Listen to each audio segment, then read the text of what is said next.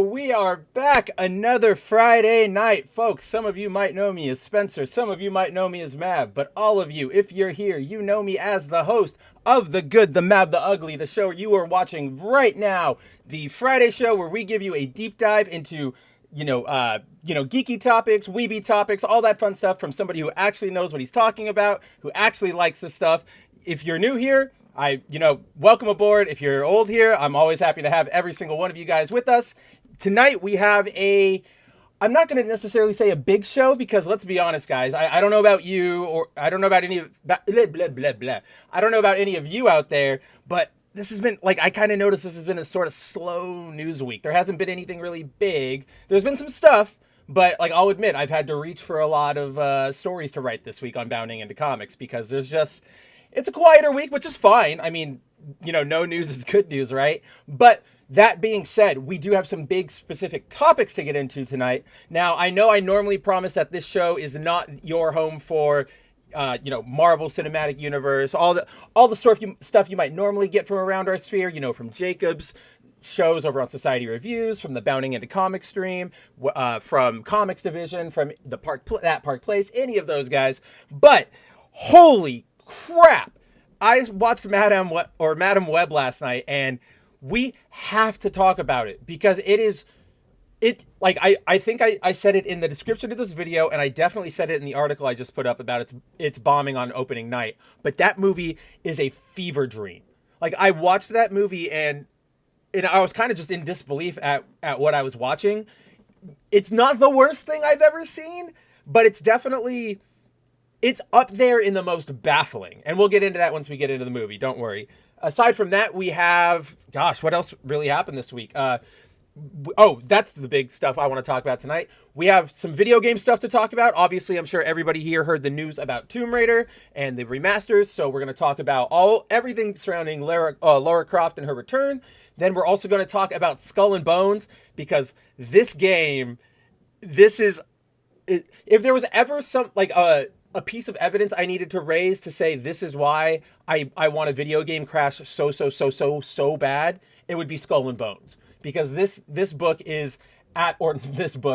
game is it's everything wrong with video, modern video gaming wrapped up into one. So we'll get into that too. And yeah, obviously, as you guys know, or you may not know if this is your first time here, this is, while we might not have all the topics ready at hand, it's a rolling show. It's a rolling conversation. If you guys want to talk about something, bring it up. If you guys, if I remember something, I'll throw up a tweet I'll pull up Twitter or whatever. So we're not going to be out of lack for anything to talk about tonight. It's going to be a great time, as Friday always is. But before we get into all the topics, let's say hello to everybody who has shown up in the chat thus far. First off, we had Tehillim. Shalom and good to see you all. Tehillim, I saw that you were literally not just you weren't just the first person to leave a comment tonight, but you were probably the first person to see the page live, the YouTube waiting page for it, because I swear I made it go live. I ran to the bathroom. I came back. I was looking at my my OBS setup, and I saw the comment from Tehillim right there at the top. And I was like, oh, Tehillim, you're right there. So nice to see you, buddy. Meteor Advocate Timon says, hey-oh, not at home right now, on the road. We're at a gas station, but we'll be home in 40 minutes or less. See ya. Oh, that's awesome. First of all, drive safe. But guys, there's something in my eye. I have no idea what it is. You can probably tell I keep trying to bat it out, whatever it is. I hope it doesn't annoy me throughout the entire show and make me look stupid, which it probably will. But yeah, drive safe, get home safe, but also really happy that we're going to be able to hang out tonight. I know it's been a couple weeks. You've been busy. You've been a very busy Timon. So it'll be nice to talk to you again. So I look forward to that. Zero is all right. I is here. Just finished his Chrono Trigger stream, which, yeah, guys, I give it a bump all the time, but go check out Zero on Twitch, twitch.tv/0_dozer. He's always playing something good. Whether it's, he just played that Bug Snacks game, or Bug Legends, I think it's called, or Bug Kingdom. Now he's playing Chrono Trigger. Lots of good stuff, and it's always just, I don't know, it's nice to see somebody playing something that's not the, Foam Stars, or whatever the latest thing is that everybody's playing. Shinkai's here, says, happy to be early for a change. Shinkai, my man. First of all, happy to have you. Second of all, I want to give a special shout out to Shinkai because we were talking on Twitter, and I feel like Shinkai is the only other person I've really met who just bold-faced has no love for Let There Be Carnage. And we'll talk about it once we get into the Sony movies and all that fun stuff. But I see so many people when they talk about Let There Be Carnage being like, oh, it's not great, but it's fun. It's goofy fun. And I'm just like, it's not any of that. Like, it's just a really bad movie. So shout out to Shinkai. What is up, buddy? Dante is here saying, rock out. How's it going, Dante? Tehillim says, oh, hope you're not too late. Never too late. Like I've said before, guys, whether you show up at the beginning, whether you show up at the end, whether you're watching in the replay, you're never too late. I'm always happy to have you, and you're always a part of this. I don't know if you could call it a community yet, a group of 50 viewers or so. We're growing, but don't worry, you're all important here. Ravul, my buddy, says, hail all. And he says, talking about the first quadruple A game.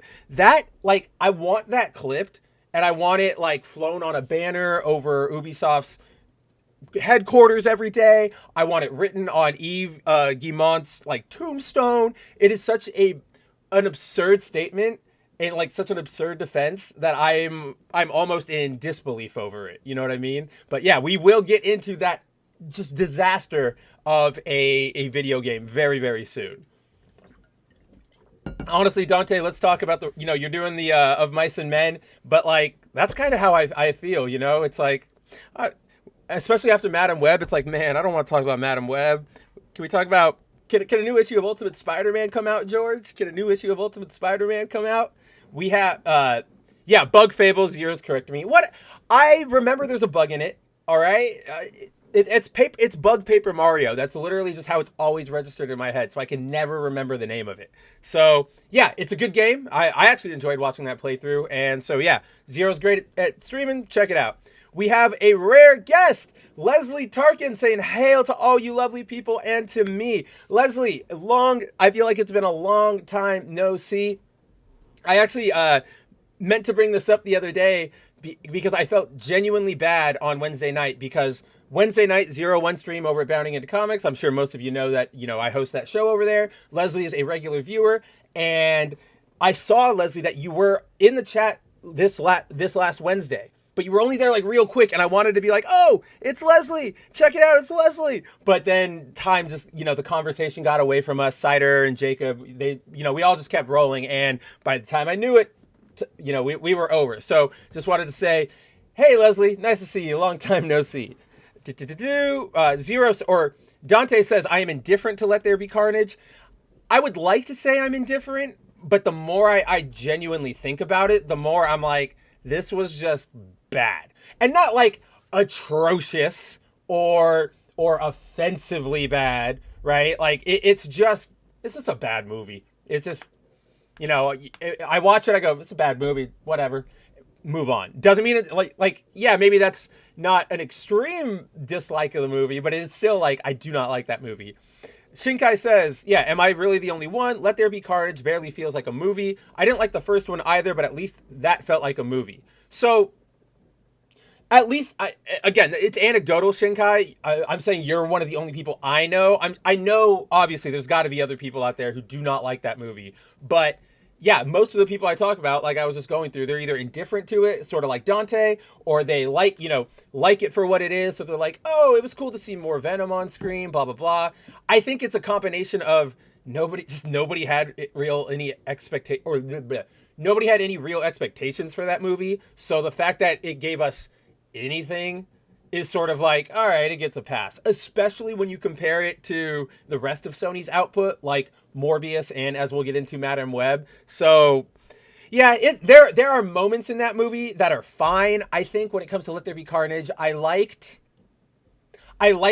honestly, actually, this might be the only thing I like about it, which is there's that scene, and I think it's with Michelle Williams, where they're in the church and she gets dropped, or I think, or knocked off from near the ceiling, there's scaffolding, and the symbiote rushes off of Eddie and sort of jello rolls up the walls, jumps off, grabs her, puts her in a protective cushion, and then drops her, lands her.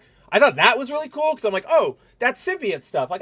That's the symbiote stuff I want to see. But I think aside from that, I don't know why you cast Woody Harrelson as Cletus Cassidy. That just feels like somebody lost a bet. Like I don't see it. It's as bad of a casting, honestly. Okay, maybe not as bad, but it's that same sort of why did you pick him that I give to Pedro Pascal as Mr. Fantastic, right? Like Woody can play up crazy, but he's just so like strong, like broad, strong jawed. He's got too distinct of a personality. I think you really needed somebody, insane. Like this is cliche, but it's also sort of just coming off the top of my head. But I always forget his name. The guy who plays Cal Kestis and Joker in Gotham. That kid, that guy, he's like an adult. That guy could have been a pretty good Carnage, right? A Cletus Cassidy. But overall, it was just, and it was like a mess of priorities. Like you said, it didn't feel like a movie. It just sort of felt like scene here, scene here, scene here, scene here. And so, like I walked out of it going, maybe they'll make a cool Carnage toy. And they did. If you guys haven't seen it, the figure arts that they made for the movie of Carnage is like one of the best figures I've ever seen. I don't have it because it's like $200. But yeah, not a big fan of it. Really, I don't really understand how they... I think my problem with both of the Venom movies is that they just run so... They're so middling. There's not a lot to really write home. There's a lot to criticize, but then there's some stuff they do well, but it never really comes together as a complete package. And of course, a complaint I'll get into when we get to Madam Web is the fact that there's always the elephant in the room with these movies of where's Spider-Man? How is Spider-Man going to play into this? Yes, like I've seen a lot of debates online, people going, oh, yeah, Craven's stupid, Morbius is stupid, Madam Web is stupid, but Venom could have probably worked as its own solo thing. And I'm like, maybe, but maybe not in the era of interconnected universes and everybody expecting everything to mesh, and especially when it's, a Spider-Man, like one of Spider-Man's biggest villains. I don't know. It's a very hard sell, but okay, that's the wrong way to say it. It's not a hard sell. It's a hard sell to do anything like this is Spider-Man without Spider-Man. But in theory, it should have been really easy to just go, here's Venom, here's Eddie. They're messing stuff up in the world. But for some reason they're too restrained in what they want to do. So it all just ends up boring. Where did we go? We have Ravul says, have you seen Compulsion Games' statement about Tomb Raider? I have, and we'll probably bring it up when we get there, but don't worry, I have. Dante says, we can talk about the idiots fighting about Deadpool and Wolverine. Are people really fighting about that movie? Okay, I don't know. I haven't seen anybody fighting over it. I have seen people, some people think it looks good. Some people think it looks bad. Some people are just trying to be outraged for the sake of outrage. I personally, I'm up for it. Like, I don't know. Again, there's something about Ryan Reynolds' attachment and the fact that we know he's sort of in the creative chair with this that gives me at least an interest in this movie. I don't know if it is going to save the MCU. I think it might be another one of those No Way Home blips that everybody loves Ryan Reynolds, everybody loves Hugh Jackman, everybody especially loves him as Deadpool and Wolverine, so everybody's going to go see it. I think you'll get the bump from that, but I don't know if it's going to be like the spark that kicks back everything into the Marvel Cinematic Universe. You know what I mean? But if... I would be hard pressed. I'm genuinely sort of baffled I can't think of how angry anybody could really be at that trailer. Like, unless you're one of those like hyper Puritans who says anything even remotely related to sex is like an abomination or whatever, and then you'll get mad at the pegging joke that he made at the beginning. But it's like that, that's Deadpool. That's not new. Nobody's like forcing that in. I don't know. I find it really laughable that anybody's actually fighting over that. We got Andrew in here saying gay, and I mean, you're not wrong. All right. Again, if you're not kissing your homies goodnight, are you really homies? Taylor says, managed to get my anime review done on the second Free movie, Timeless Medley the Bond. Dude, Free. I haven't like gotten around to like, I think I've watched like the first season maybe, but that's like Fujo bait. That like the Fujo bait is series of all time. Like the ladies, they love those swimmer boys. Uh, Oh, hey, it's Brahma Bull. Howdy, Brahma, my man. We've also got Cassie in the house. How's it going, girl? I'm happy to see both of you guys. Dante says, Tom Hardy Venom was a vast improvement over Eric Foreman Venom, and that's all I can say. I mean, yes. Like, I don't know if I necessarily like his Eddie Brock. I don't like the, fidgety, like I'm all over the place, I'm woogly woggly like Eddie. That feels really weird to me, especially for someone who's supposed to be a a composed investigative reporter who goes on all these scoops and breaks all these stories. And again, before you raise the idea of, oh, he's only going crazy because he had the Venom symbiote. Remember, we see him being like a little off kilter, a little not all there. What's the right word? A little scatterbrained and such at the very beginning of the movie. Like when they introduce, what's up, buddy? Gotta let my dog out of my room. Hold on. Wanna go?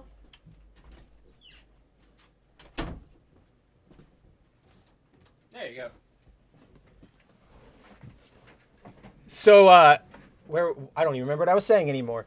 But, oh yeah, like I don't like the twitchy Eddie Brock. In my opinion, Eddie Brock should be literally like Biff, right? Like he's an 80s villain who, yeah, he's smart, he's capable, he's a good reporter, or was until he faked everything, but he's still just like meathead sort of jock. And I think that is what's missing from both of their performances. I think you get the attitude a little bit from Topher. A little bit of that attitude. I think he plays it up a little too much as like a Hollywood slick type of guy rather than just like an arrogant, meathead. But, it's sort of there. And then you get the build from Tom Hardy, but none of them really sell it all, right? So, yeah, it is better. The designs, like I'm there with the design is better than the Spider-Man 3 one, which was just regular Peter Parker suit with Venom face, which was just really weird. So, yeah, that's my read on Tom Hardy as Venom.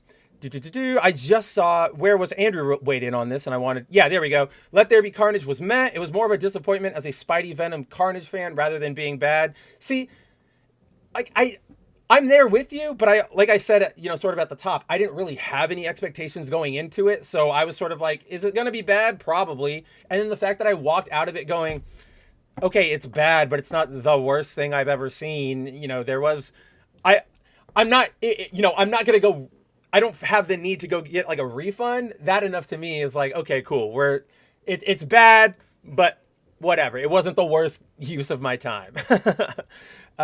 Dante says, I remember there was a rumor about Jim Carrey playing Cletus Cassidy, and that would have been cool. Yo, Cletus Cassidy as Jim Carrey would have been insane. Like, yes, Jim Carrey himself is insane, especially if you follow him on social media or any of that fun stuff, or you listen to any of his political takes. But man, can that guy sell physical comedy, right? Or like physicality. So you want the really jumpy, twitchy Cletus or whatever, or like just the menacing Cletus. It's basically his character from The Cable Guy, right? Or no.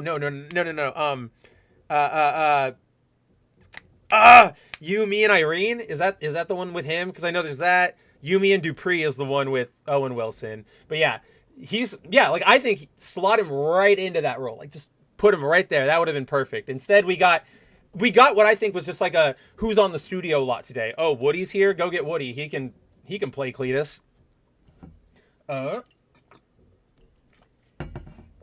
Yeah, Shinkai, that's a really good way to put it. Woody isn't cult or serial crazy. He's more or less crazy uncle. I think that's perfect because you're like, you're wild, you're crazy. I still want to hang out with you. Like, but it's kind of like if you're gonna go hang out with Uncle Woody, you gotta take my phone number. Make sure you have my phone number. Make sure you have a place to sleep and not like you're in for a wild time. So I definitely really like that comparison, Shinkai. Thank you, Andrew. Cameron Monaghan as Cletus personally. I'm not saying he's... So yeah, Andrew says, I don't see Cameron Monaghan as Cletus personally. I'm not... So, like I said, it was off the top of my head, and I was just sort of kind of going for, skinnier, redheaded actors who kind of have that sort of weasel face. And I think he can play it that way. I don't think here's the thing. I think he would have to be one of those castings where we go, okay, maybe, but you have to sell it to me. Yeah. And so, whereas I don't really have a good serial killer like off the top of my head right now. Dante probably has like I know Dante's a big horror guy, so I know he's probably got 400 candidates off the top of his head. Who he's, I don't know, like Lloyd Kaufman maybe for Cletus Cassidy. Oh, we have in the house. We need to hail the king, baby. I thought I should have put like a royal trumpeter sound on my soundboard. But we have Jacob of Society Reviews in the house. My friend, my guy, my liege. If you don't know right now, guys, he is the king of bounding into comics. This is an official title. He has all the rights guaranteed therein. We are accepting positions for his chessboard. What do you want to call it? Kingdom, I guess. No, it's like chessboard council, right? We've already got one of, what's his name, caffeinated sodas, I think, already in it. I saw this on Twitter. So yes, we have royalty in the house, and I hopefully we can wrap here on time as normal, because he is going to our king is going to also be discussing Madam Web, and I need to be there, because Jacob, I gotta know what like Rob thought of that movie. Not even from like, of course he was always gonna go, oh, it's a dumb superhero movie, blah blah blah. But the editing, the writing, just everything. I want to hear his reactions on it. Heretic Prince says, only fighting I've seen about Deadpool 3 is people trying to compare it to She-Hulk. I don't, okay, so I can, okay, wait, let me rephrase that. I don't understand, like, that's not a more reasonable point, but I have seen some people going, oh, everybody was mad at She-Hulk, but why aren't they mad at Deadpool? And it's like, you're doing, it's this very disingenuous argument technique a lot of people on the internet do, where they sort of erase all context from what you're talking about and focus on, you know, the literal sentence you just said, instead of what is the context of the conversation? What are the subjects that we just referred to? Yada, yada, yada, yada, yada. So the people going, She-Hulk, you know, you hated She-Hulk because you're a misogynist because she does the same thing Deadpool does. It's like completely different. Nobody was mad at She-Hulk for breaking the fourth wall. That was not the complaint. Everybody knows that's her character, right? Has been for years. The complaint was that show was dog shit. Like, what else do you want me to say? It was bad from the writing to the casting to the, you know, except for, as Jacob knows, and I know he probably guessed that I was going to say this, Nikki, Jen's best friend. I have a huge crush on her because, I don't know, that actress is great. She's cool. I like her. She had a good attitude just as a person. I also know that she's not a super Hollywood poisoned person, because she's also in a series now, or at least she was, and it's just like a crime procedural, like your Quantico, your NCIS or whatever. But I remember my parents were watching it, and I was, you know, in the living room, and I saw it, and I was like, oh, I love her. Like, yeah, she's in She-Hulk. Worst, like, only good part about that show. And there was a moment where they were in a fight scene. It was her and her male partner, and they got attacked by like 3 whatever enemies. And I remember like the guy, he's doing like one-on-one, or like, you know, he's punching and he's like throwing his weight around and dropping the guys. Nikki, she like tries to fight, but then she like gets restrained, and it's like, I guess what I'm trying to say is it's a realistic fight, right? Like, not, oh yeah, the tiny little girl taking down Bane, but it was like, oh yeah, she got in one good slug, but these guys are huge brick walls, so of course they're gonna, you know, restrain her. And then of course her partner wins out his, gets over to her, breaks it up. She takes on one guy, the other guy takes on the other, ends, right? So I don't know. I really like her. But back to She-Hulk, there's just nothing redeeming about that show, especially once you had everybody coming out in the post going, we made this show because we don't like you. We did this because we have haters, and we wanted to, you know, call out our haters. We wanted them clapbacks. We wanted that clout. Whereas with Deadpool 3, every single advertising thing or communication to the public is Ryan Reynolds and Hugh Jackman having fun. Like, Sean Levy too, right? Like, Sean Levy always going, you're gonna have to see the movie to find out. And then Ryan and Hugh always shooting memes back and forward and stuff. Like, it's a very clear case of it. You know, the She-Hulk writers were doing it out of like spite, and you could tell. And they like Ryan Reynolds and Hugh are doing it out of, at least Ryan, genuine like for the character, for the source material. So there's a whole world of difference, and anybody trying to use that argument path is full of it. Where was this? Yeah, see, where were you? Yeah, Andrew's right there with me. Eddie Brock is supposed to be huge, right? Like, I mean, like, what is it? The Kanye West, who was it? It's Kanye West and dang, I forget who it is. Is it Swizz? It might be Swizz. But the I Love It, where they have the big Roblox ass like block clothing on, that is Eddie Brock to me. Like, he's got to be wide, he's got to be built. You've got to like almost more than like Arnold. Like, this dude is big. Like yeah, I'm right there. I'm right there with you, Andrew. Dante. Okay, I've always thought this too. Thank you for like bringing it up, and credit goes to you for raising it. But Dante says the guy who played Sandman in Spider-Man 3 should have played Brock instead. So that's Thomas Hayden Church, and I actually, yes, I really believe that he's got the right sort of like brow and jaw and build, and he even kind of has a flat, like, it's hair, but you can see the flat top look going on him if they wanted to. So yeah, I'm right there, Dante. Very good pick. Very, very good pick. I totally forgot that was like that he was even an actor, to be honest, or that I could go for different actors in this scenario. Heretic Prince says, I like the new Brock. I would have liked him to lean a bit more into being a real jerk to get what he wants, though. Fair read. And again, yeah, he wasn't that jerk. He was pushy, I guess might be the right word, right? Like, no, I'm gonna go in now. Like, but that's not being a jerk. That's, like I said, it's that Hollywood like slickster type, and that's not him. That's Wonder Man, right? That's not that might even be Hawkeye, but that's not Eddie. Shinkai says, hot take, part of me liked Topher Grace Venom. Would have killed to have Topher Grace and Tom Hardy Venom in the bar scene at the end of No Way Home.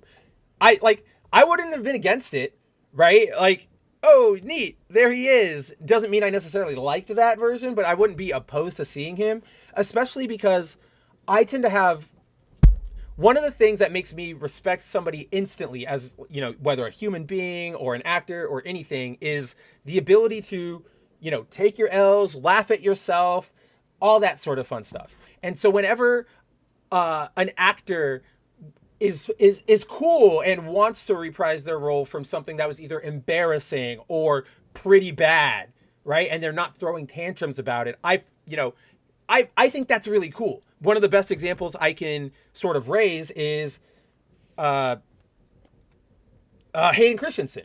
Right? A lot of people railed on him for being Darth Vader back in the day. Oh, he can't act, yada, yada, yada.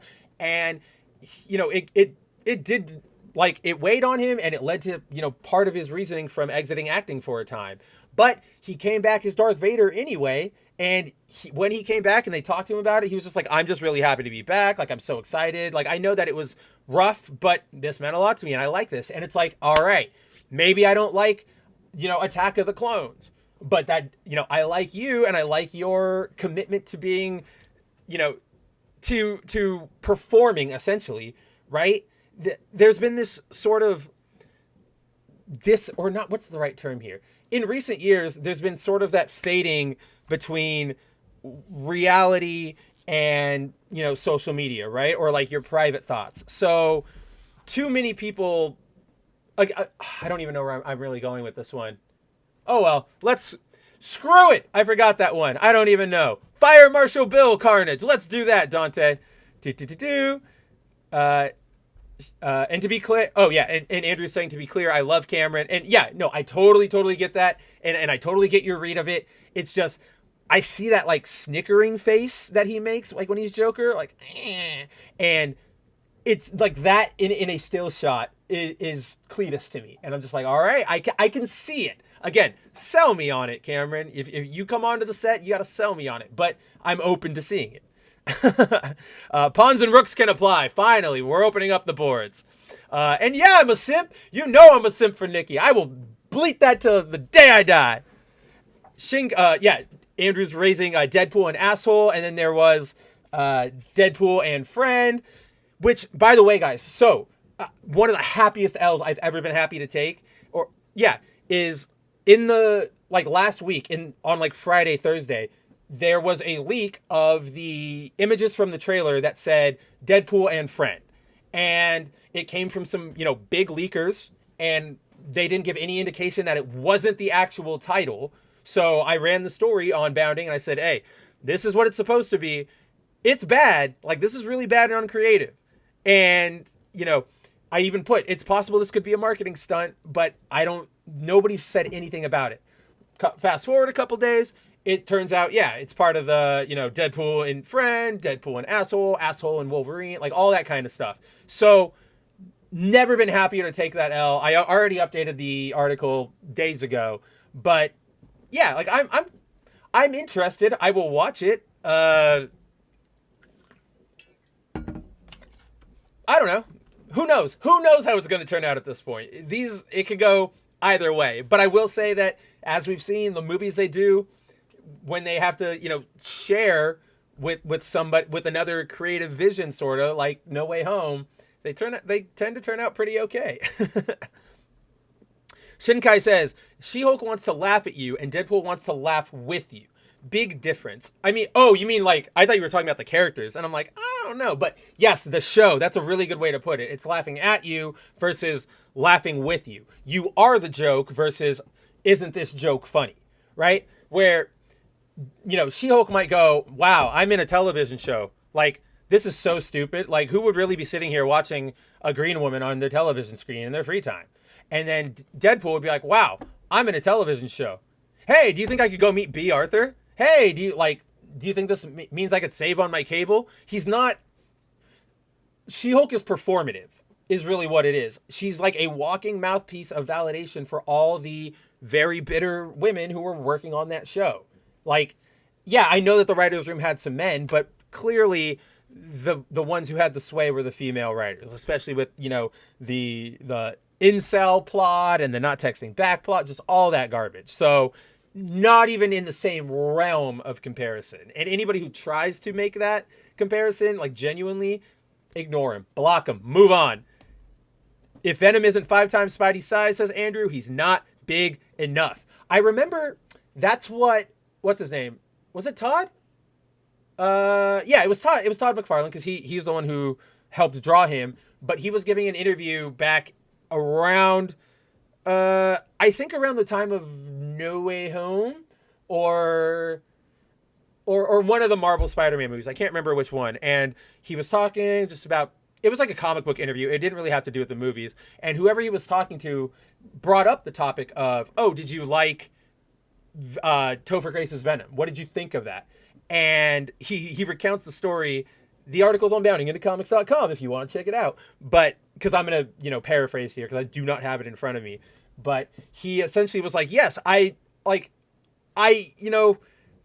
Topher tried, but I didn't like that version. That wasn't who I drew. When I went into the theater and I saw that, I turned over to, who was he with? I think he was with Joe Quesada. And he was like, what the hell is that? Oh, no. It was not Sam Raimi's brother.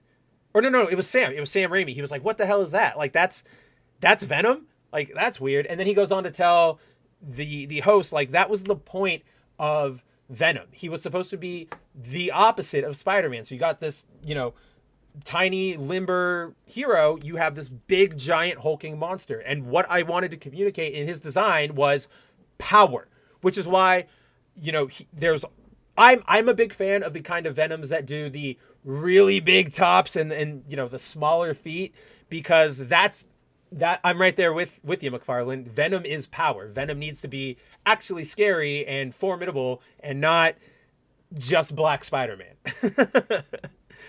The guy who played Sandman can play a jerk. He was in Demon Knight, Tales of the Crypt.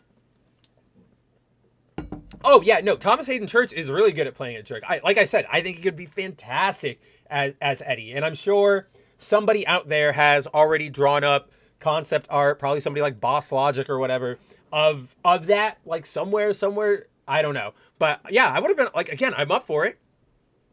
Andrew says, Hayden can act. George is bad at directing people and writing dialogue.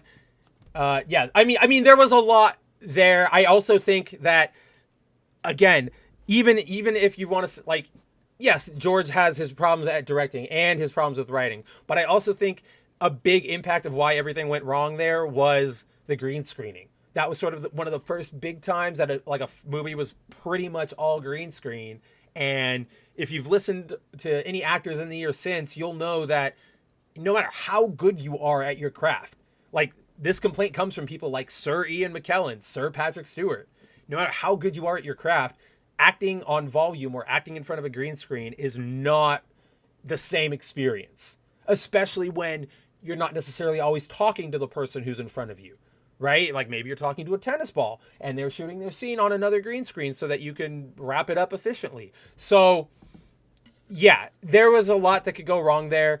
I also wouldn't go so far as to pin it all on George, because I have watched Hayden in other movies and he's not the best actor, right? Like he can act, but it's not anything to write home about. He would have probably, if he would have stayed in Hollywood consistently, he probably would have just become another act, like a mid-grade action star. I would sort of presume, because yeah, he doesn't really have a range, but he's an entertaining person, I guess, is probably what I would want to say. I'll see it. Oh, Andrew also says in regards to Deadpool 3, I'll see it. I'm sure it's fun, or at least I hope so. I hate Deadpool 2. I think everybody does. I don't know really one person who enjoyed Deadpool 2. I couldn't even I think I've maybe only seen it twice. I remember being really disappointed that Cable's barely in it. I remember being disappointed that they don't really body slide by 2 like they do in the comics, and I'm like, come on, like that's what I've been here for. I was a Deadpool fan because of that Cable and Deadpool series back in the early 2000s, and you're not going to give me a body slide by 2 with them here. And then it just felt sort of like they went that, okay, that's probably the best way I can put it. The first movie feels, a little more grounded, a little more reserved. And we all know that that's because, they sort of took a big chance on it. They didn't really know if it was going to do great. Fox was like very, very skeptical about it. So they had to work within that sort of budget limitation and with what they had. And I'm of the opinion that, working under those pressures can help bring out some really good work. I'm not saying, oh, everybody needs to crunch all the time, but sometimes that stuff works. But, yeah, Deadpool 2 did waste Josh Brolin, Andrew. It was also a weird casting because, like, he had just been Thanos, like, the year before, and then this not Marvel property, but Marvel property is casting him as another character. It was so bizarre. I didn't like it. I wanted the guy from Avatar, the Blue People movies, Sergeant Korik or whatever. I wanted him as Cable. That would have been really cool. But yeah, with Deadpool 2, I don't. Oh, right. That's what I was saying before I got distracted about Josh Brolin. So they were working within those constraints, and so they had to make it work. They had to make sure everything hit because they couldn't really afford to write. I don't know. They were on a what am I trying to say here? They were on thin ice, and that's not even the right term of what I'm trying to say. But then the movie does great. They go, whoa, okay, people actually do like Deadpool. We want to do more of this. So,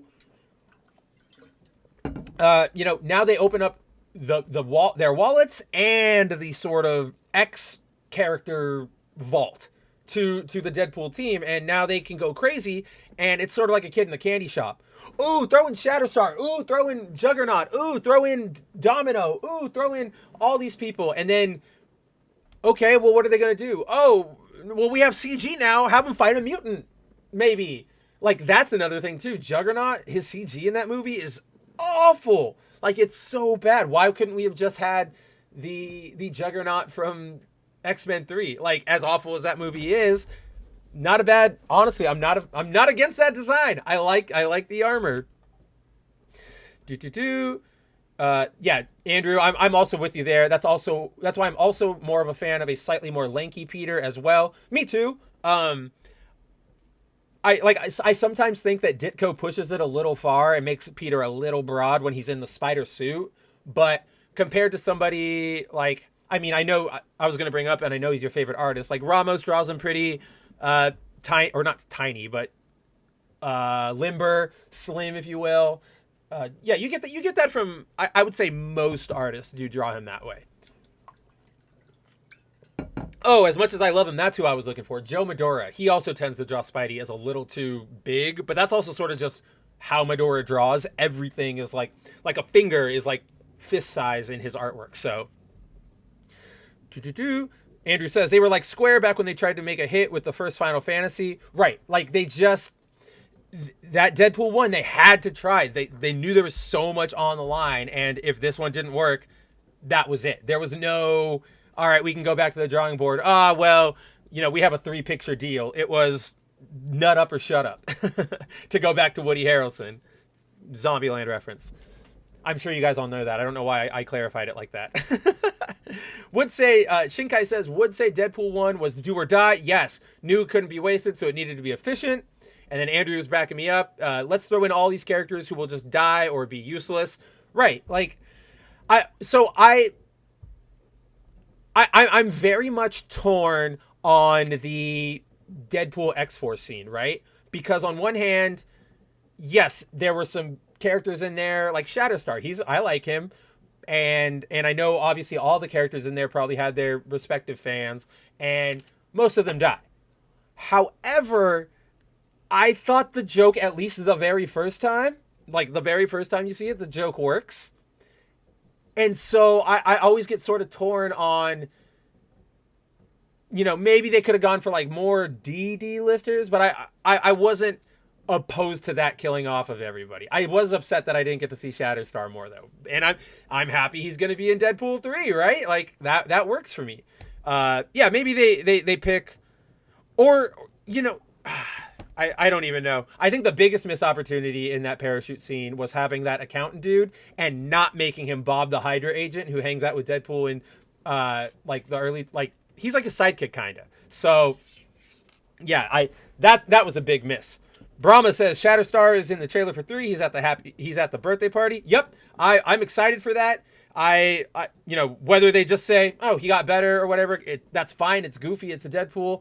We'll see how they handle it. But yeah, I'm excited to see him. But I also am kind of the fear that Andrew has that we're only going to see all these characters for a second and then off to the TVA and, on to our next adventure. So who knows what's going to happen there?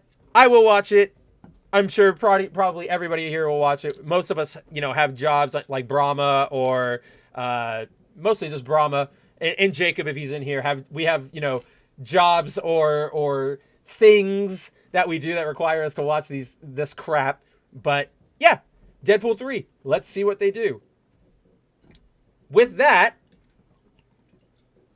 I'm going to slug down some water, and then before we get into our main topic, I'm going to touch on one fun comic book topic really quick, because I think we could all, that's sort of the point of this show. I don't know if anybody remembers, but when I started the show, it was to bring, we spend all week ragging on everything. Let's sort of celebrate the things we like. And it's just that there hasn't really been a lot to like lately.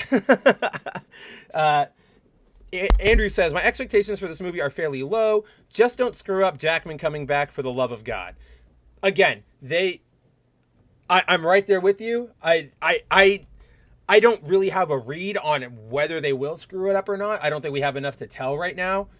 This is going to be one of those, we're going to have to see once we see it on the screen. Otherwise, we can just speculate to all get out. And especially with the multiverse, literally anything can happen. So not a lot to get attached to. But with that, let's go to our first topic of the night. Before we get started, obviously, as always, every week we have a stream buddy. This week it is my girl, Jubilee. Yes, I'm sure everybody saw that first trailer for X-Men 97. All of you probably heard the news about Morph. Regardless of all of that crap, which we might get into a little bit later, I just love Jubilee. She's one of my favorite X-Men because she's just damn adorable. She's not my favorite X-Man. That would be Cyclops, because Cyclops is a badass.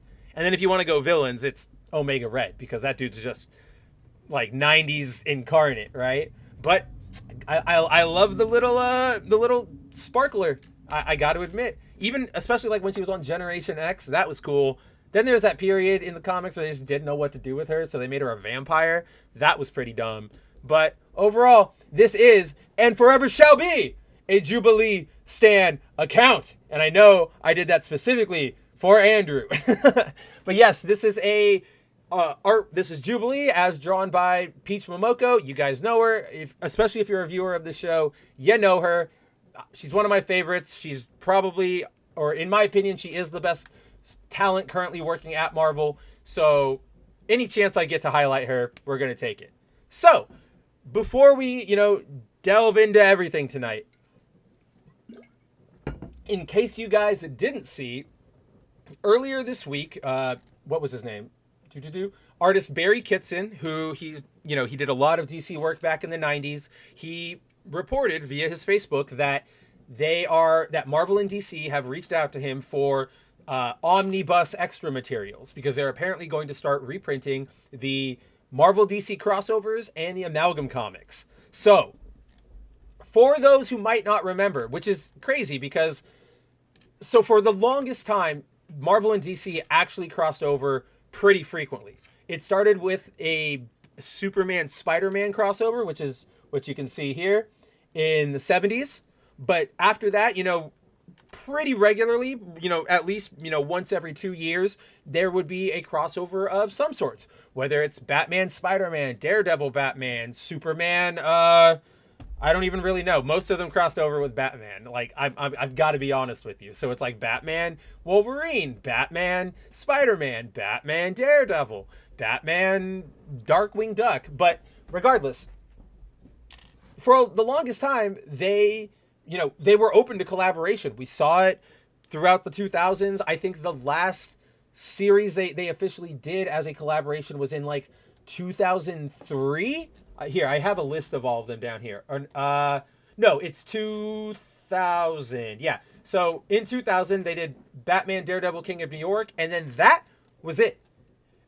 Nobody's officially sure why this all broke down, but, everybody knows that essentially what happened was Joe Quesada's arrogance got the better of him when he was editor-in-chief, and he sort of talked shit about DC and was like, why would I want to help a competitor? Like, we're better than them. Why would we elevate them? And so then DC went, deuces, piss off. So that sort of led to an end in that partnership, which is why we haven't really seen anything. I'm sure there's one or two things I might be missing for some promotional charity, but I can't think of a genuine, actual crossover these properties have had in the last 20 years at least. So not only are they doing the crossover stories, which are generally, it's what's on the tin. You get a Batman and Punisher teaming up to do whatever.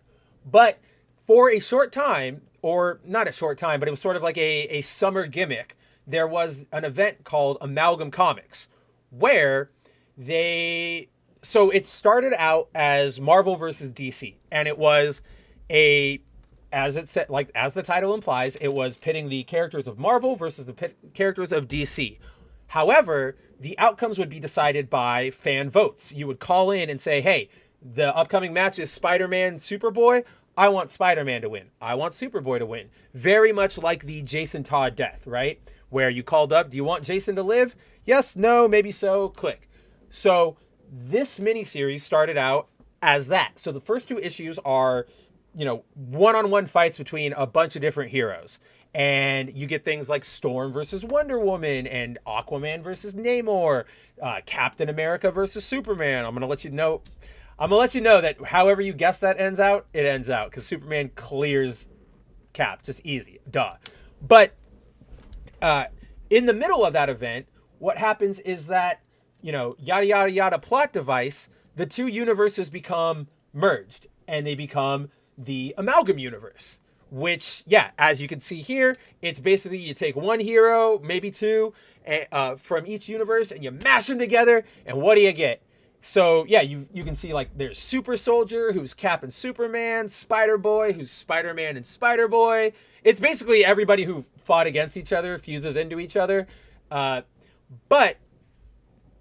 So yeah, you get a bunch of different fun series that are sort of Elseworldsy. One of my favorite things about this publishing line, or like this little gimmick event, was the fact that when you read the comics, they all sort of, all the letters pages, all the opening pages, all the editors boxes, they all acted like this was like a continuity. Like you would read Super Soldier and it would go, do you not like, he'd be like, oh yeah, like that time I fought Doctor Doomsday, and it would go, remember in like action Super Soldier number 502 on sale now, which is like never happened because it wasn't real, but it really sold this idea of this meta idea that the two companies had merged. Now, in terms of the actual quality of the stories, they vary wildly. Some of them are really fun and goofy. Some of them are just, why are we here? Lots of misses, probably more than they have hits. But regardless of that, you know, I'm sure you guys all know what I'm about to say, but as a kid, you know, somebody who loves alternate costumes and used to really love this concept of alternate versions before Hollywood got in multiverses, before Hollywood got their hands on them. I loved this stuff. Like, I ate this shit up. I wanted all these issues. I will admit, as like a 7-year-old, Batman Wolverine combo is the coolest shit I ever saw. Like, that's exactly what they were going for. And guess what, Marvel? Guess what, DC? Mission freaking accomplished in that regard, right? So, essentially, what am I trying to say here? Where was my next transition there? And so this is like the original character they created for the book. His name is Access. He's able to, you know, touch two characters and fuse them together. Right there, he fuses Angel with Robin, Tim Drake. So why I bring this up is that, you know, yes, the Amalgam comics are not that cool, or they're not that great, but I am so up for these getting reprints because, guys, literally these books have not had reprints since, you know, if they got you know, they've all been published once, and then if they got a reprint, it was like right after that publishing and never again. So you've got, you know, all those, you know, that Batman Daredevil story from 2000 got one reprinting in 2001, never again. Same with all the Amalgam comics, almost every other crossover that's on that list up there. None of this stuff, you know, got reprints for, you know, it got locked in the vault because of the relationship breaking down. So I am excited for these. I'm definitely going to buy at least the Amalgam one because it's, you know, a 90s kid's wet dream over here. But to that end, I also want to acknowledge that as cool as this is, I definitely think it is a desperation play from DC and Marvel. Right now, we've not seen any indication that those two companies, whether on the Hollywood end, like in the movie studio side or the comic book side or the video game, any of that, we've seen no indication that they truly are sort of reopening relationships with each other. But what we have been seeing is just flailing comic book sales. So I think, you know, this is them going, let's reprint stuff that we know people will probably buy, and people will buy them. I'm going to, because this is the stuff we like, and, you know, they'll get a couple easy bucks out of it, or you know, more than a couple easy bucks. But essentially, you know, it'll get them a nice little bump on their end of the year profit sheet. So that's the cynical read of it. And, you know, if I'm not going to stop you guys, I'm not going to say, oh, this is so sad, don't print them. Print them, go ahead, I'll give you the money. But just know, like, this is a very stopgap solution to what is going on inside your publisher houses, right? Let's see. Yeah, Tehillim says, I'd love to get the omnibus of these crossovers plus the Amalgam universe. Right, like, I really hope, so let me clarify this. We don't know exactly how they're going to be collected right now. We know that the Amalgam comics probably are going to be all together, given that, like, check this. It's, I don't know, 20 or 30 one-shots, right? That pretty much make up the event. It's the 4 main crossover issues and all of these various Amalgam mashups. So you can't, unless you do, like, Volume 1 and Volume 2, those guys are all probably going to stick together. Given the amount of of like the individual crossovers there are, and the fact that these are like full blown either limited series or trade paperbacks. I don't know if they'll do like a Batman Marvel collection, or if they'll also do like a volume 1, volume 2 sort of thing. Not entirely sure, but yeah, I'm right there with you. But Tehillim, I want them too. I definitely want the amalgam one. I mean, like, come on.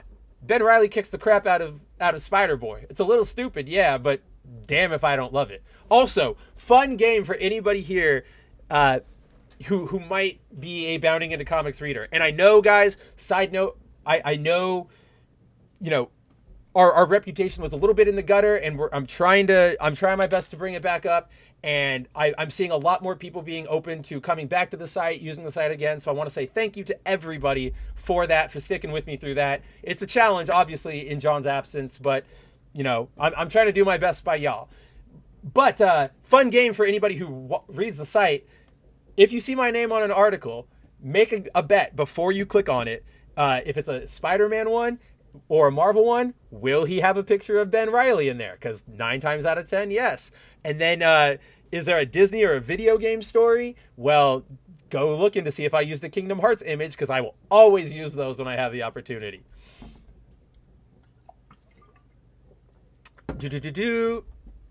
Yeah, I know, Dante. Denny O'Neil, rest in peace. We're losing a lot of good creators lately. It's really, really sad. We lost the Lobo creator just last year, and more of them are gonna go, and then we're gonna have the the old comic heads will be people like Vita Ayala soon, right? Like, great, shepherd us into the new age. Yeah, Andrew says some of these matchups and outcomes were retarded. Not even disagreeing with that. They very, very much are. I think the hands down dumbest one, let me see if I can pull it up, because I know exactly where all of these files are, because I had to get them for this article. The dumbest one, and I really hope it's in this issue, is actually the fight between Aquaman and Namor.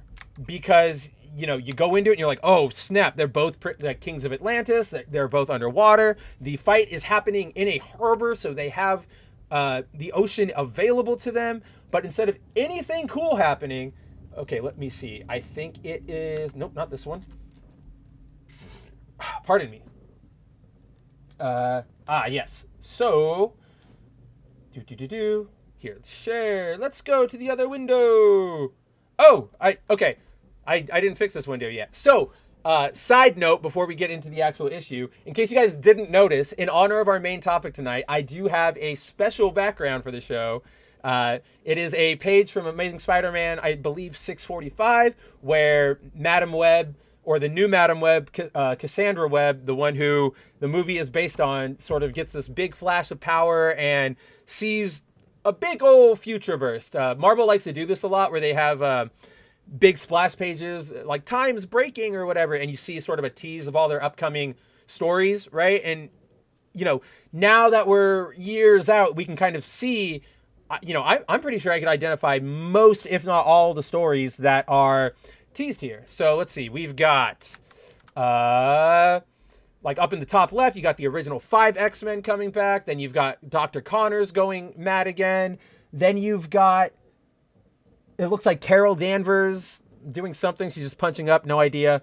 Then you've got Agent Venom's in there. You've got Captain America from when he was trapped in Aaron Zola's dimension. Then you have Morbius versus Spider-Man, which was literally like a 1-issue fight. You have that awful Avengers, what was it? It's not Avengers Academy. Avengers Academy is a great book from the Initiative era, but after that, they did this really stupid Battle Royale style parody where they just put a bunch of teenage heroes. It was like Murder World or something. Like Arcade got them and was like, okay, teenage heroes, fight, kill for me or whatever. Like, you know, Battle Royale. And it was really bad. Lots of character assassination. I believe that was Sam Humphries. And that was like around the era where I was like, yeah, I am done with you, Humphries. Like, I can't stand this garbage. And what else do we got? We've got A lot of Kane stuff down there on the bottom. Him coming back as the Scarlet Spider. A lot of stuff on the left over here with the Golden Octobot and Doc Ock dying. So that's Superior. Then we have the David Aja, or Asia, however you want to pronounce it. Hawkeye run is a little bit back there. The Return of Elektra is there. The F4 series where it was Scott Lang, She-Thing, She-Hulk, and Medusa for like a second. It's a pretty fun series. I would actually recommend reading it. FF. But oh, and then you can see there's the Captain Marvel relaunch is right underneath Cassie's armpits. Yeah, I don't know. I wanted to flex for a second because I'm like, oh, hey, I recognize all of these. But yeah, that is our background tonight. It is more noticeable or less noticeable if I do that and pull up the comic book. Perfect. So yeah, very dumb fight here where Namor is fighting Aquaman, da-da-da-da-da-da, and oh man, they're fighting, blah, blah, blah. How are they going to win this fight? Well, Aquaman just summons a whale and it lands on Namor, and we're done. Like it's a very, very goofy, very, very dumb series. It has when it shines, it shines. When it's bad, or when it's dumb, it's very, very, very dumb. But while I have these open, I did want to note that these books actually do have what I would consider my one true pairing of all time. Where are they? Oh, I think it's in this book.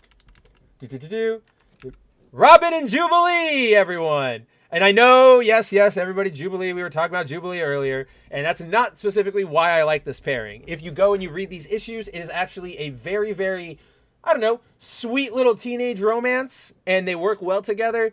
Very fun little pairing. I've always liked it since I read it. Obviously, it gets rendered non-canon in the end because they get defeated, and yeah, I mean, at least Robin wins this fight, right? I would not give, in no reality would I give a fight between Robin and Jubilee to Jubilee, even with her powers, especially with her powers that do nothing. I do not mean Chasm, Jacob. You go home. You get out, get out, you bastard.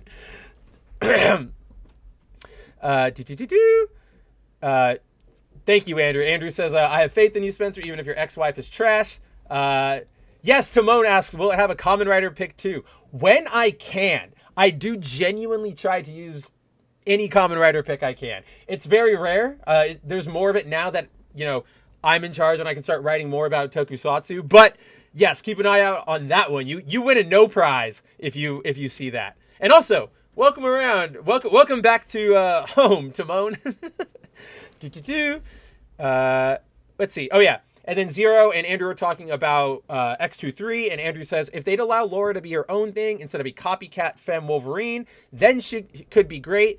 And then that's just a what do I want to say about that? That's less a Laura problem specifically, as a character, and that's just Marvel and maybe Western comic books as a whole, where nobody can grow, nobody can ever escape the defining things that happen in their introduction, right? Everything always has to reset to zero. So I know that Laura has, before the Krakoa era at least, in making her actually Wolverine, she was out doing her own thing. She was X-23. She lived her own life. She joined teams, didn't join teams, all that fun stuff.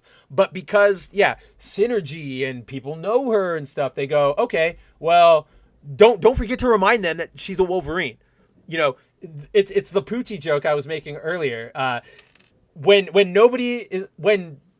Laura Kinney, or when Wolverine is not on screen, everybody should be asking Laura, where's Wolverine? That's pretty much how her character goes down now. And again, it's the same thing that happens with Ben. It's the same thing that happens with the Fantastic Four, the, Captain Marvel, all of them. The Marvel, DC, that status quo is how they operate. I mean, we all know that. I'm not, revealing anything out of the ordinary here, but it is what it is.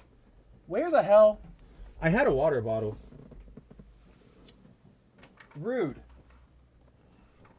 Well, I also have one right here.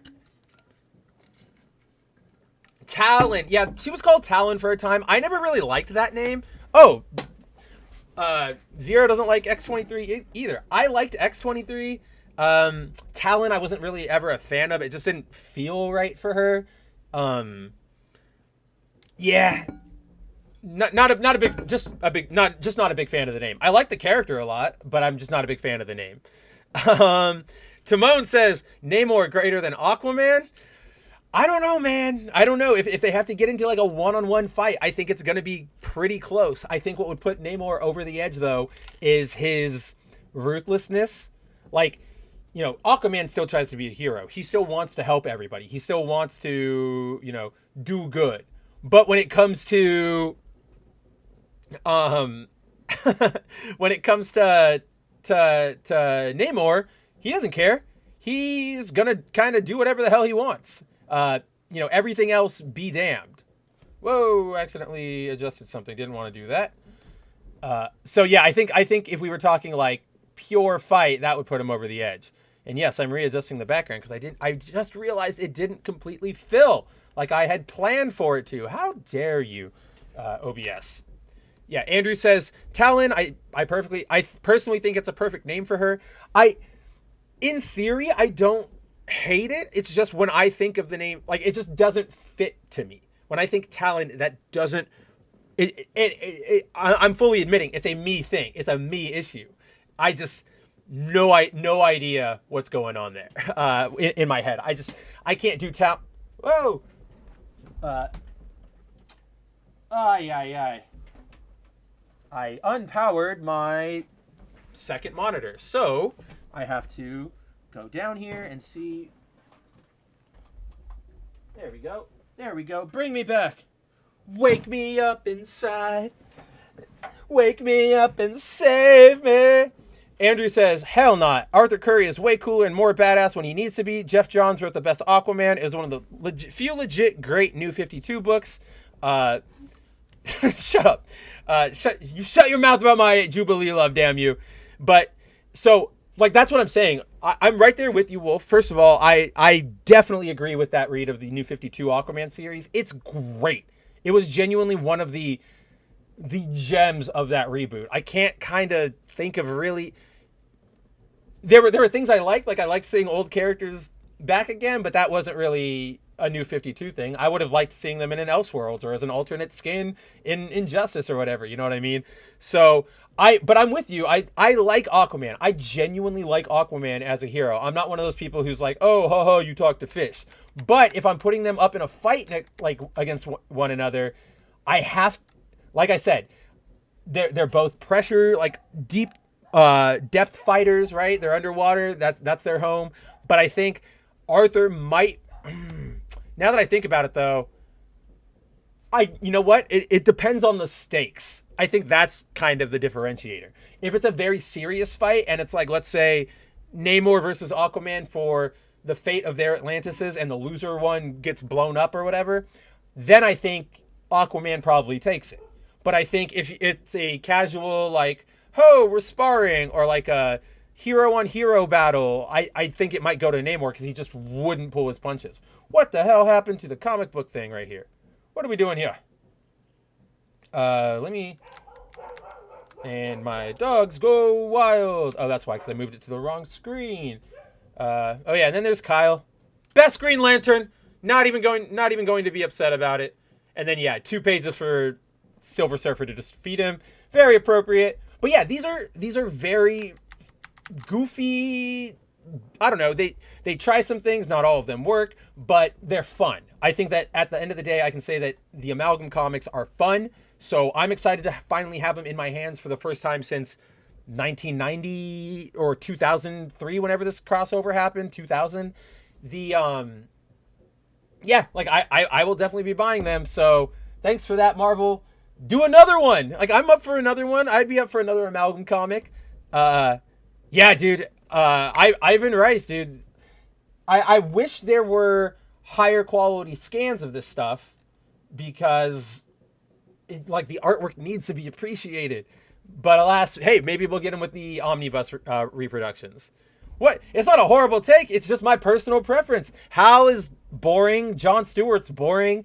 I like Guy. Guy and Kyle are my two favorite Green Lanterns because Kyle's an artist. Kyle's like, you know, he's an artist. He's best friends with Wally. I really liked that dynamic. And then Guy, I just like, he's a jackass. And how can you not love a jackass like that, right? So, yeah, Hal's boring to me. He's fine. And then John is just meh, bleh, bleh.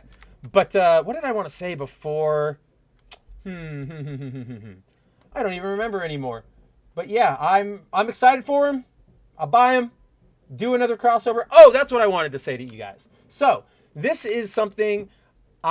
This is sort of like a fun little Easter egg that I kind of just like sharing with people because I think it's one of those really cool moments in the history of, you know, Marvel, DC. There, you know, it kind of exemplifies how they used to sort of treat each other. But hit that button.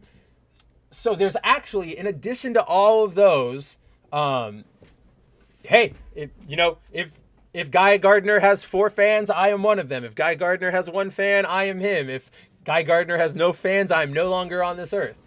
But yeah, so obviously not a real official crossover, but in the 90s, so 1985, Crisis on Infinite Earths happened, and that, you know, big ass comic book story moment, it featured the death of the Flash. He sacrifices himself to stop the Anti-Monitor by running around his cannon, and, you know, the energies invert, blah, blah, blah, blah, blah. Comic book technobabble, he wins. But in the process, obviously, he loses himself to the Speed Force, and he melts away, and that's that. But in that process of melting away, as you know from the story, his disappearance into the Speed Force makes him spit out sort of in different random places in time, in space, in dimensions, and all that sort of fun stuff. So he's sort of zipping all over the place. You know, fast forward about 5 years later, and we have Quasar number 17. Remember Quasar? That was an actual character for a while. But in Quasar number 17, who was the writer on this one? I forget. It was Mark Gruenwald. I knew it was somebody who actually had like a career. But Mark Gruenwald, the premise of the issue is there is going to be a race to determine who is the fastest speedster in the entire Marvel universe.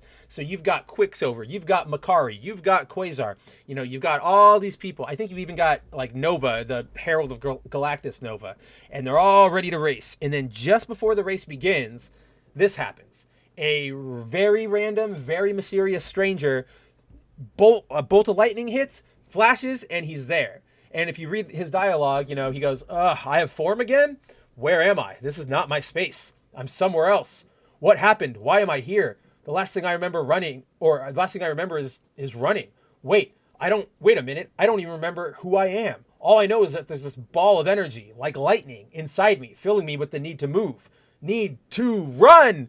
And, you know, zoom, off he goes.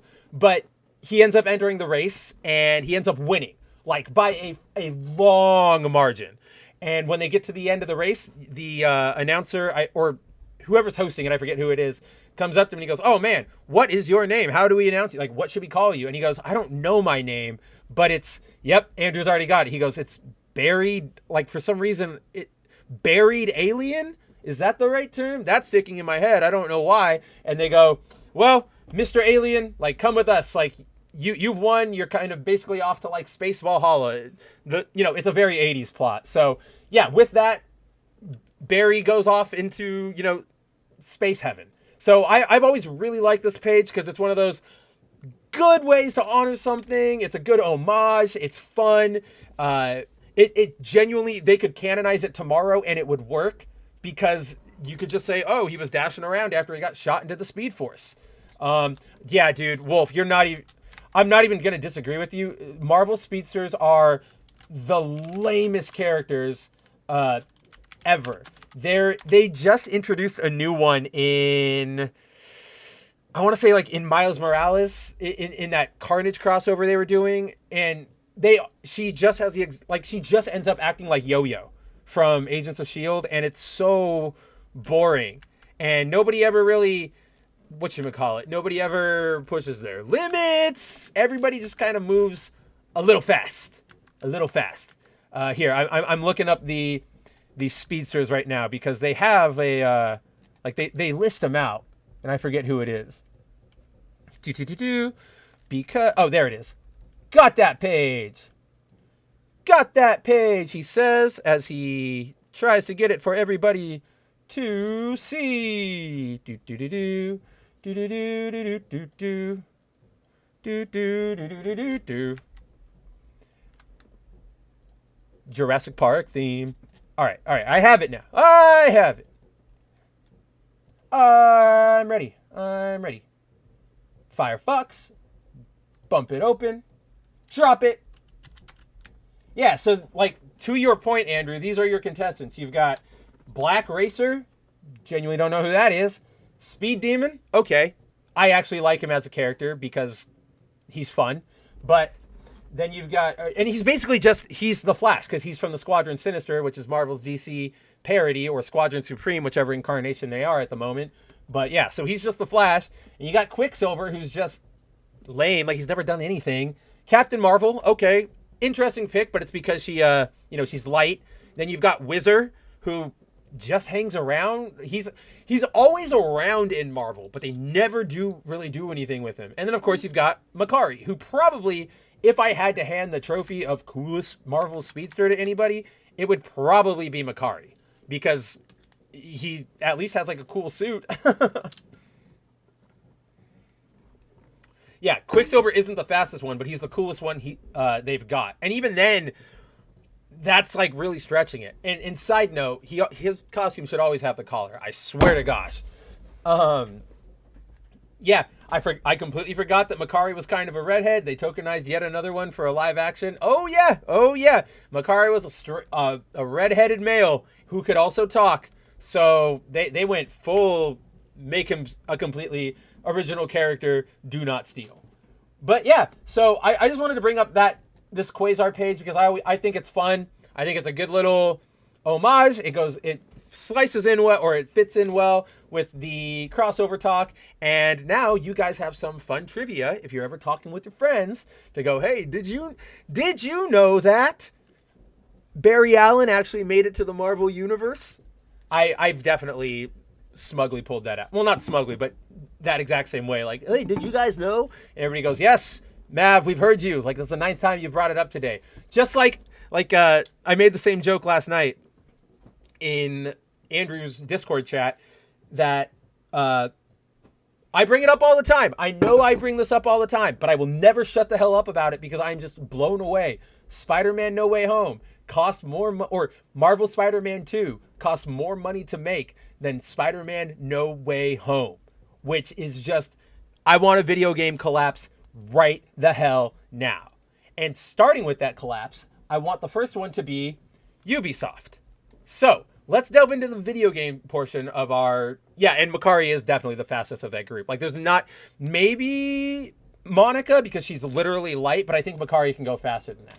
So in case you guys haven't seen, there is a game now called Skull and Bones. Now, this is a game that has been a disaster from the get-go. So this game was announced 11 years ago, and it is supposed to be a ship, if anybody here played Assassin's Creed Black Flag, it's essentially supposed to be that the ship sailing mode, but blown out into its own huge experience, this immersive world, this immersive experience that you're always supposed to come back to and come back to and come back to.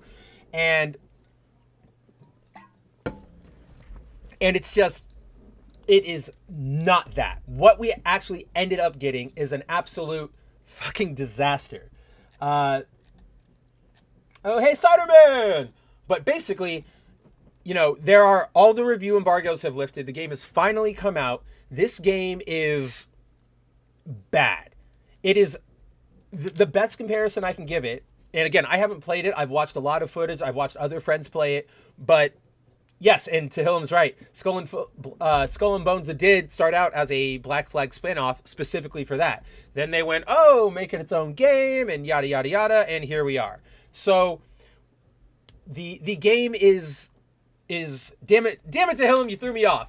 But anyway, yeah, the best comparison I can give is that it's Assassin's Creed Black Flag's ship combat, but worse.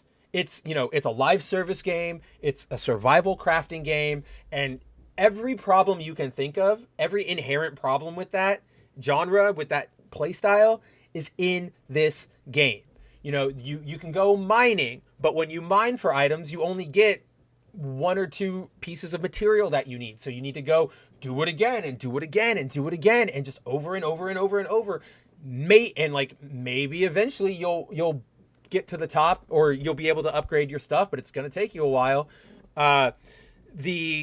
You can't get off of your ship, even like when you go mining or raiding. You basically just pull up to an island, wait. If you're mining, you just wait. If you're raiding, you start fighting some boats in the ocean. But then your crew gets off and goes and does all the fun stuff, and then comes back. Right? There's one of the most baffling things I heard about this damn game is the ship so in Assassin's Creed Black Flag, much like real life, if you're sailing around, your cannons can only go up or down, and often not that high or not that low. And if you wanted to, shoot left or shoot right, you have to turn your entire ship. Totally doing the movie like, spin the wheel, fire. And when your cannonballs in that game flew out and they hit something, when they smashed against the ship, it splinters the ship, right? Which is what happens with these giant projectiles. A cannonball is it's nothing more than just a solid lump of lead. There's no explosives, there's no fire in it, it's a solid mass. So when it goes through things, it blows holes through them, it splinters them. If you're a human, it's gonna turn you into dust. Or if anybody here has seen The Patriot, you're gonna lose your damn leg. So that's and that's a pretty realistic experience in Black Flag. You go to Skull and Bones, and not only do you have full range of shooting your cannon, like it's a regular gun, you've got 360 angles, but you also what was the other thing that blew me away about that? What was the other? Because there was something else that was just bizarre about that. But it's like you've undone basically the core mechanic of the ship combat. So now it's just a regular boring ass game. And then I implore you guys after the stream. There's something I do want you to do after the stream. So after that request, we'll get to it at the end of the show. Don't worry. But I implore you, go look up reviews from, either your favorite YouTubers, or even if you have to, IGN, GameSpot, or whatever. It's a buggy mess. It says it's PvP, but players have logged in and there's nobody around. There's no players defending or not defending this. There are no players to pair up with. It's a barren wasteland, and it's just another one of those moments where the hubris of the video game industry resulted in it showing its ass, whether intentionally or not. Before we get into the next point, I'm going to go to the chat. Timon says, Black Flag was the last AC game that had great mechanics and shitty story. I've never been a big fan of the AC, stories. The first one was all right, but then I just sort of fell off. But it did have the best, individual story. Not if you're doing the overarching thing, right? Like the whole Abstergos thing. But if you're doing the specific, pirate story in that time period, it's a pretty good story. And, really, nobody's really been ever able to capture that, replicate that, anything. There's that MMO ship game, Sea of Thieves, that Microsoft puts out, which is all right, but it's like a first-person party game thing. It's not the same experience. And again, that's what Skull and Bones was supposed to be. It was supposed to be a full-blown game of the Assassin's Creed ship mode. And in the end, it is, on paper, you could technically it's legally correct. You could say that they are similar experiences, but once you get your hands on the controller, it's bad. Talem says, so basically shipping Fortnite edition, it's more like, it's not so much Fortnite, because it plops you out, or let me think.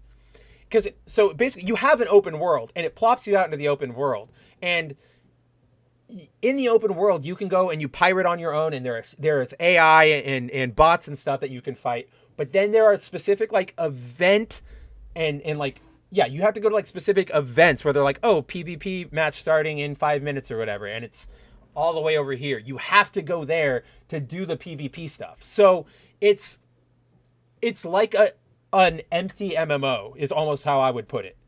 An empty survival crafting MMO. And I don't know about you guys, but I am not a survival crafting person. It takes a... If I'm going to play a survival crafting game, you need to give me a damn good, like, premise, a good, like, all the other mechanics need to click, the characters need to, like, it all has to be perfect for me to go, okay, I'm gonna get in on that. But, oh man, I totally had a, there you go. There's a Mav losing his train of thought. So, we're gonna go back until it comes back to, damn, what? I don't even remember what genre I was talking about. And it's like, I was talking about something I don't like. Welcome to Fridays, everybody. It's been a week. Timon says my English today is Tarzanic. I like that word. I've never heard that term. Oh, crafting mechanics. That's right. Because, you know, you've got to have something. Otherwise, I'm just going to go, why am I doing this? Why am I cooking in game? I could go cook in real life. I could go draw. I could go play music. I could go do literally anything but have another life. My regular life is already stressful enough with item management. I don't really need to communicate that to video games. Andrew brings up Pal World. He says, Pal World held my attention pretty hard for a couple weeks. I'm currently in... It's funny, Andrew, because that's the example I was going to bring up, because I've been playing Pal World. I'm currently in my Pal World hold right now, and I hate survival crafting, but, you know, the open world Pokemon aspect, the tech trees, all that stuff is enough for me to be like, all right, I'll keep going.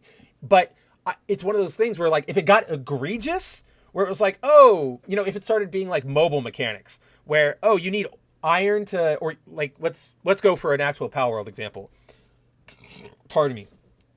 Oh, you need ore to make ingots? Well, go mine this rock and you're going to get 5 ore now instead of 40. And it's going to take, you know, a day for that to, you know, or like 7 in-game days for that to refresh for you to get 5 more. I'm going to lose my mind and I'm going to go because I'm not up for that shit. So I think to that, I guess the takeaway from that, if you're a game dev out there listening, is be very careful with your survival crafting mechanics, right? Because too much is going to put people away and too little is better. No, I'm kidding. Too little is going to make your efforts look half-assed. So Zero says, I swear I'm laughing so hard at Ubisoft's failure right now. Yeah, Andrew says Ubisoft had one job, replicate Black Flag's pirate mechanics into a multiplayer setting, and they didn't. It is so bad where we're at right now. So yeah, Zero says people comparing Skull and Bones to Assassin's Creed 4 is brutal. That's the crazy part. They had a pirate game that worked and still tried to make this bloated ass trash.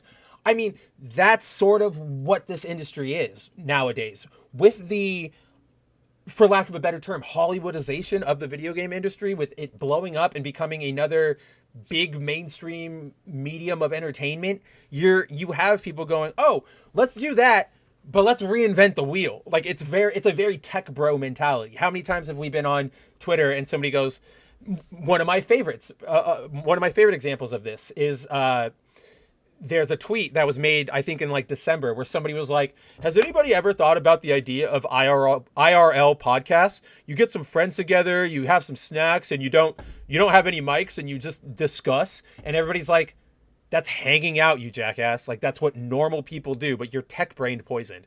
It's kind of like that. It's like, why don't we make this big open world pirate game, blah, blah, blah. And it's like, well, you kind of have it already. Do you want to build on that? No.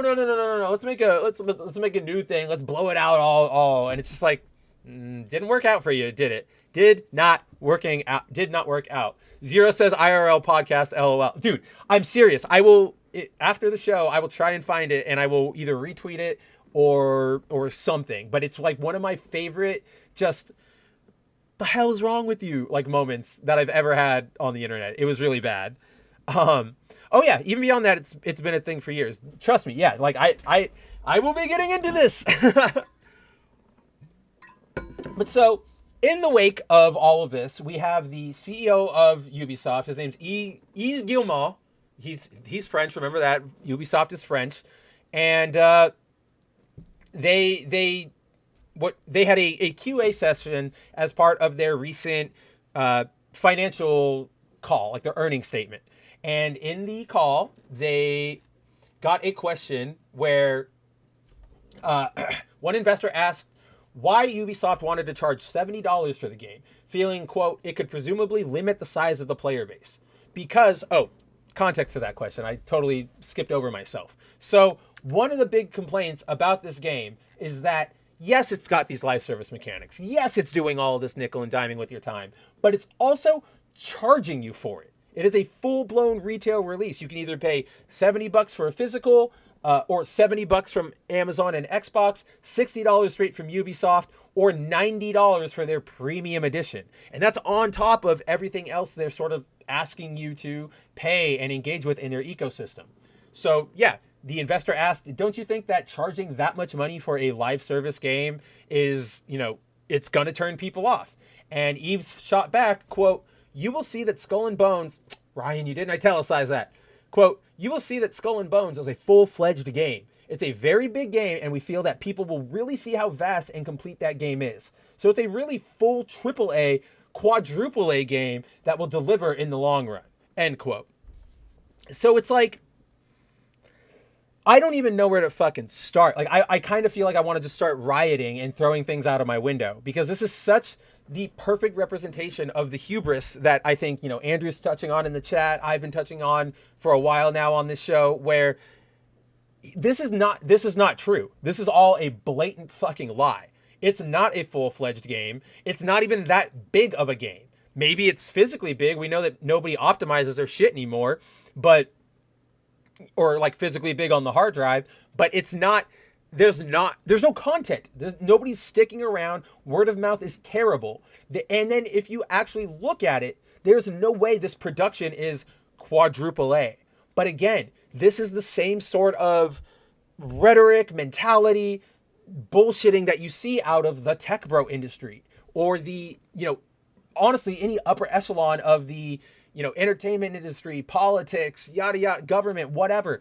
Anybody who gets up there in these roles very rarely is able to take an L or say, yeah, we missed the mark. Instead, they all go, oh, no, it's going to be the best thing ever. Everybody hypes up literally fucking everything as if it's the cure for cancer, as if it's going to be the cure for video game fatigue or whatever.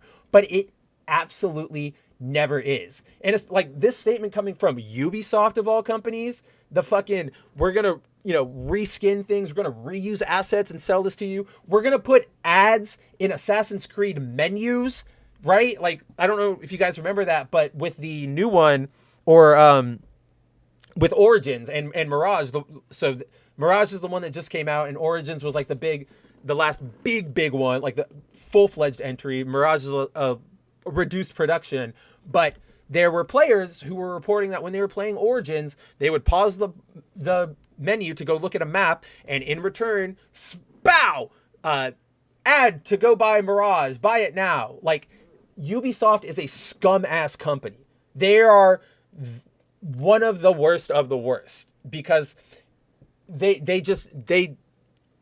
is why Yves Guillemot, there's nothing that sways them. They will double down on everything because somebody thinks it will eventually give them dividends. And you can see that in their game design. Look at the Far Cry games. Look at the Just Cause games. Pretty much everything. Look at the Watch Dogs games. Anything Ubisoft puts out in recent years is either a copy of something they've already done, or something somebody else has already done. There's no innovation. There's no changes. There's nothing.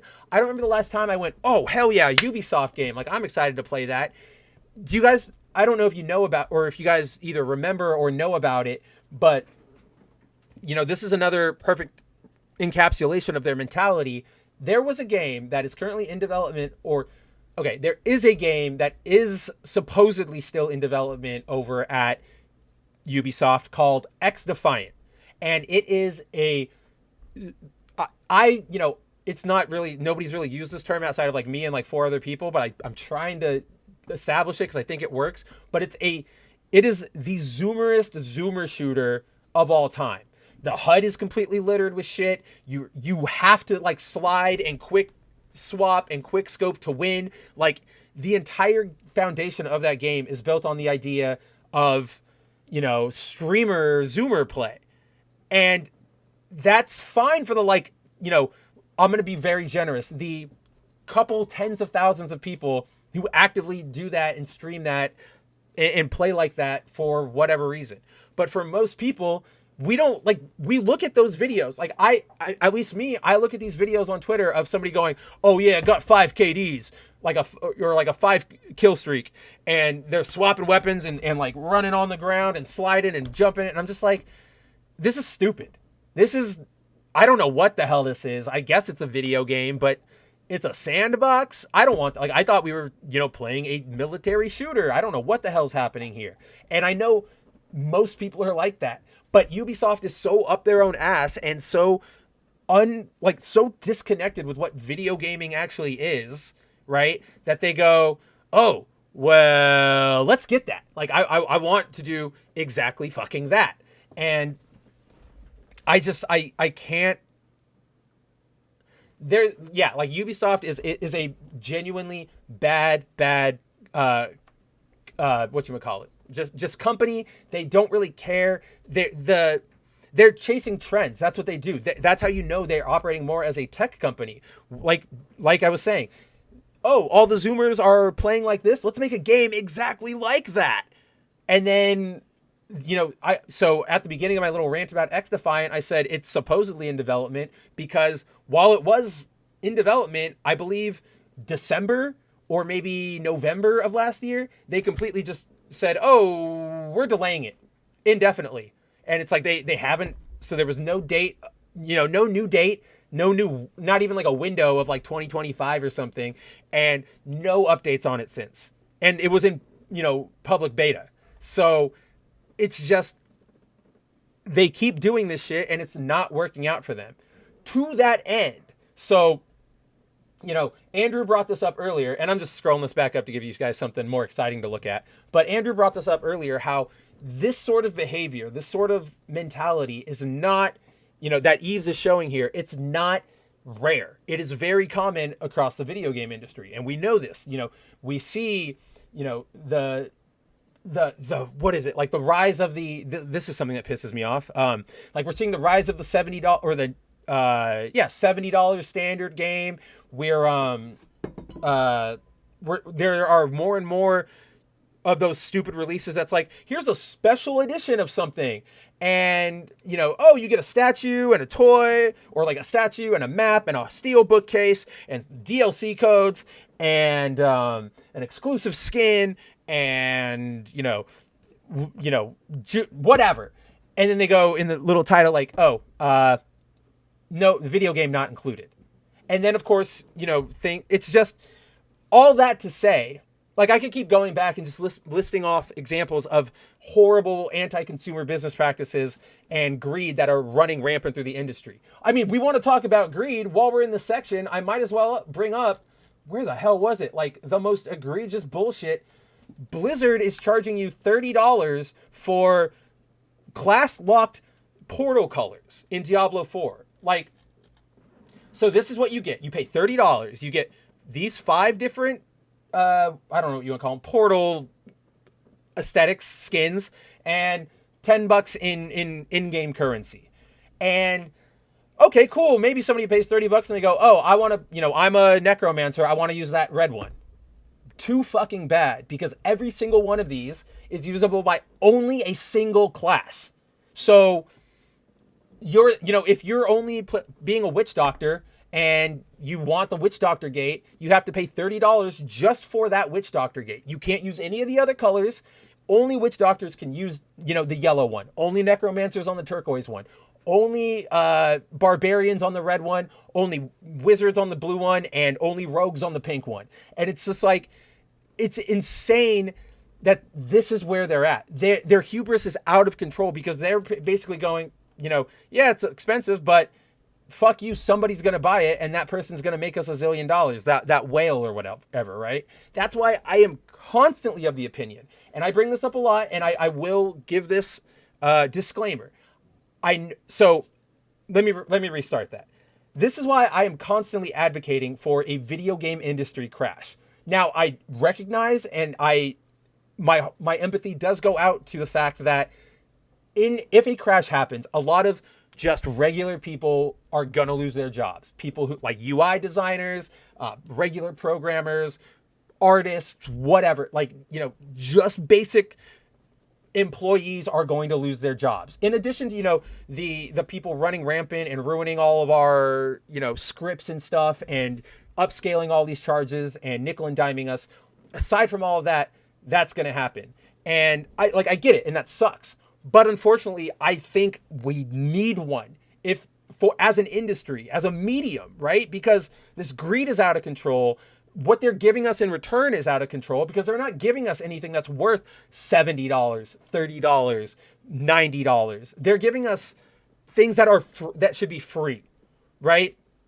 Skull and Bones should be free. These Portal colors at most should be $5 for all of them to be used on your character. At fucking most.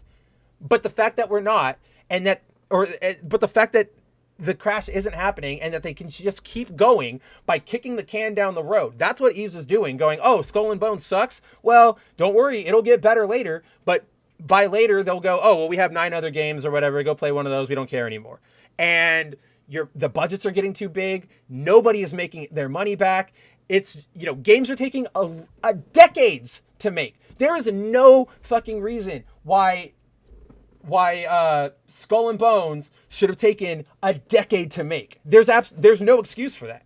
And I know that there are other examples that I'm just blanking on right now of that, but it's inexcusable, and they need to pay for their hubris. Like, I'm sorry, as harsh as that sounds, I'm sick of these, execs pocketing millions and millions of dollars while their products are shit, their employees are being mistreated, and they're dragging the medium down and our hobby down as a result.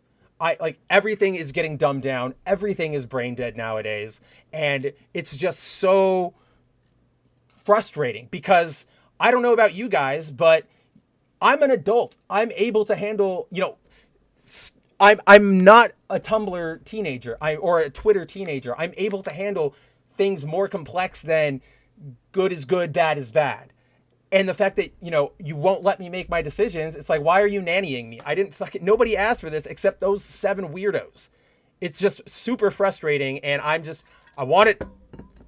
Oh, no. Don't worry. I mean, localization is a whole different beast that needs to be dealt with, but that doesn't apply to this conversation. I definitely have my thoughts on localization, but I do not think, like Zero said, unfortunately, localizations are part of the problem. No, I'm not going. Zero says, I don't think Mav is going to discuss Jello Apocalypse here. I'm not, mostly because that's just, we have other topics to talk about tonight, and that would just be me going over how much I hate, the current localization industry. But I am also sort of remaining quiet until Nerdigans gets her article out on Bounding into Comics on it. So, because she's really deep into it. She's doing all of her research to sort of go through all of it. And I don't want to either take her thunder or make her work not matter. So, yeah. Nerdigans is on the case. No, Zero has no opinions on localization. If it's good or bad, he's just happy to have a video game in his hands. Yes, and Andrew brings up another really good point. We talked about this a couple weeks ago. This is the same guy, Yves Guillemot is the same guy who went, you will own nothing, he didn't actually say that, but he told gamers, or he was the one a couple weeks ago who said gamers basically need to get used to not owning their games. Everything's going digital. They're behind on the times.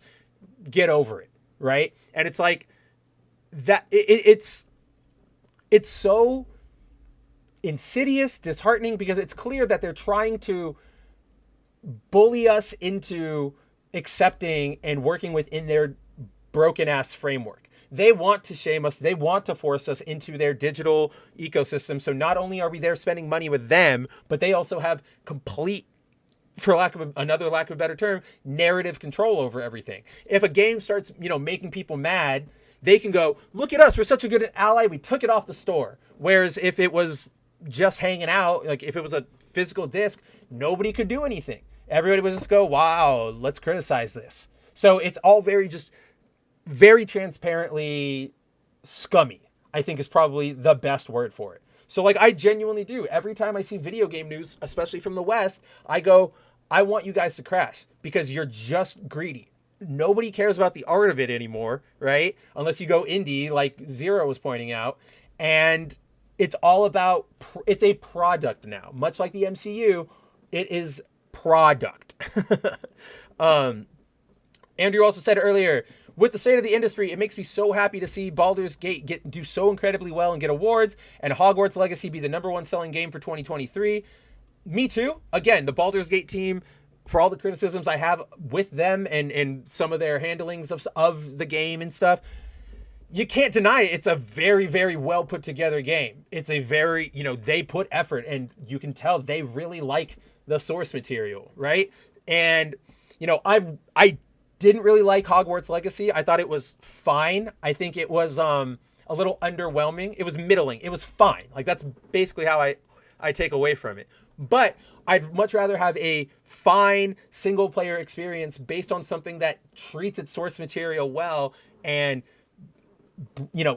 what's the right word? Like captures me than something that's $70 that is all digital, or not all digital, but like all fancy, all explosive, all bells and whistles, and it's crap, because this isn't what you want.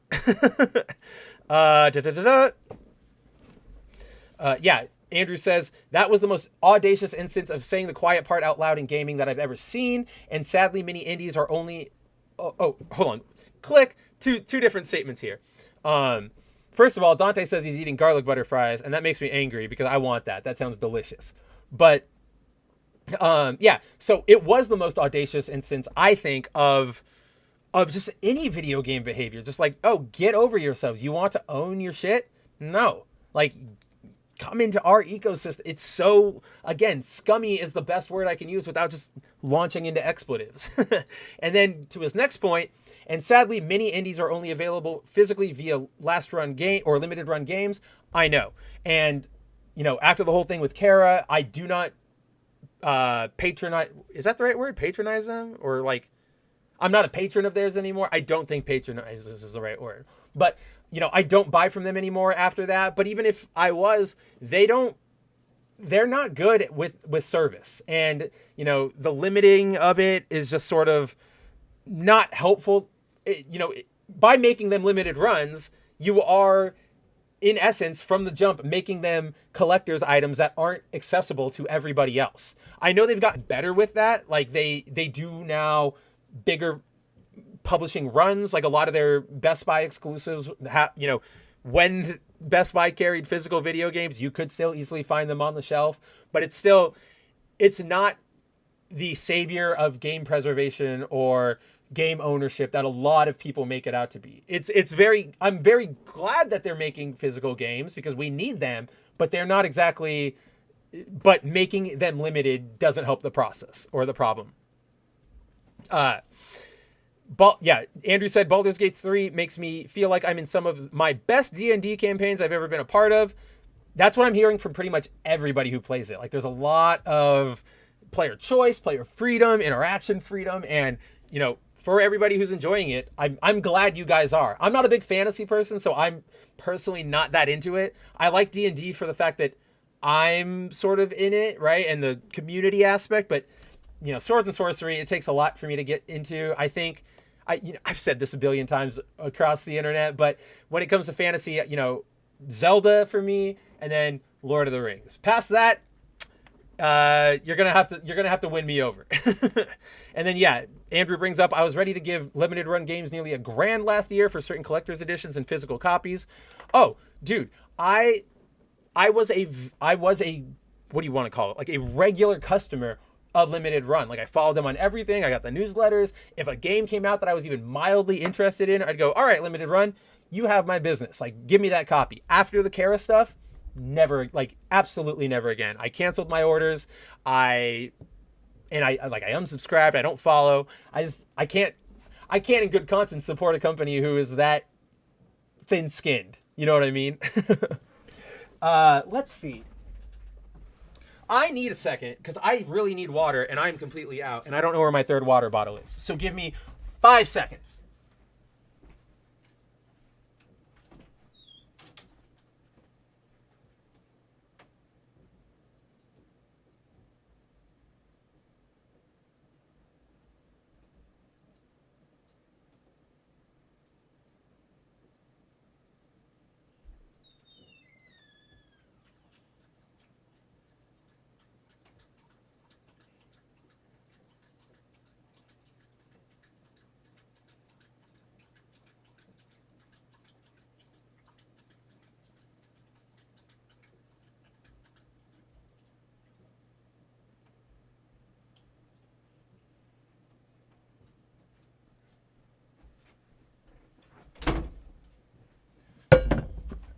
Oh, 15 seconds.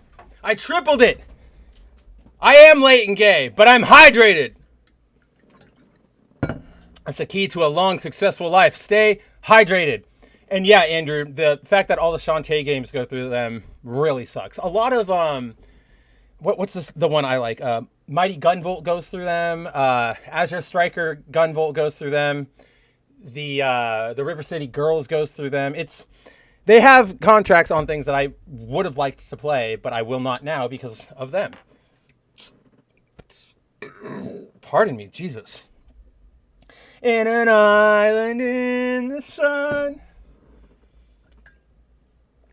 Okay, so that's what's going on with Ubisoft. That's sort of where the video game industry is as a whole. They're all super greedy. They cannot get their heads out of their own asses. And the sooner a collapse comes, the better off, you know, in the aftermath, once all the pieces are swept away and picked up and everybody, you know, moves on, like we can start moving on, it's going to be better for pretty much everybody involved, except for these douchebags. And do we really care about what Yves Guillemot, Yves, you won't own your games and I'm going to take a $50 million bonus while I'm laying off thousands or like dozens of studios wholesale. Guillemot has, like, I don't care. If anything, you deserve, you know, a little kick in the ass. And the sooner it happens, the sooner I'm there for it. So, they have an unfortunate monopoly right now on that corner. I know. There are some other alternatives that are popping up. One of them I know is called Strictly Limited Games. But again, see, they're doing the same thing where it's limited prints. And I get it. It's not cheap to print games, but it also still sort of perpetuates that problem. Who knows? It's going to be a bummer. Whatever. Now, before we completely move on from video games, I did want to touch on the Tomb Raider remasters. All right. So there's been a lot of, you know, flying around about this collection this week, and I sort of just wanted to try and bring some you know, calm to the conversation. So everything kicked off on Tuesday, I think it is. Yeah, because Wednesday was Valentine's Day. So yeah, on Tuesday it was revealed from the release of the Tomb Raider I-III Remastered collections that when you start up the game, you are met by a single, one time only, literally the first time you boot up the game, you are met by a disclaimer, a content disclaimer. You know, basically it says, quote, "The games in this collection contain offensive depictions of people and cultures rooted in racial and ethnic prejudices. These stereotypes are deeply harmful, inexcusable, and do not align with our values at Crystal Dynamics. Rather than removing this content, we have chosen to present it here in its original form, unaltered, in the hopes that we may acknowledge its harmful impact and learn from it." So a lot of people, you know, took this as like, wow, they're going woke, or what a woke game. Of course they want to get rid of this. And on one hand, so here's the, oh my god, like the mediation I want to bring to this entire affair, right? Is that I personally don't think we need anything like this. Going back to my point, we are adults, or most players are adults, or at least older or teenagers, or at the very least have emotional control and are able to critically analyze things and go, okay, I see this image in a game, that's offensive now, but that was back in the day, let's move on, right? So I do not think we need this, and the more we put these in front of things, the more I think it hinders us from fully, making artistic strides and pushing mediums forward and improving the qualities of everything, because you're way too concerned with, oh no, people are going to get mad at us. What do we do? I had the same complaint. I remember back in the day, I went over to like a cousin's house and we put on some DVDs of the Looney Tunes, and it has a very similar disclaimer, right? Like, oh, these were made in the 20s. These are not reflective of who we are anymore. And I remember thinking, like, even at 10, I was like, yeah, it was in the 20s.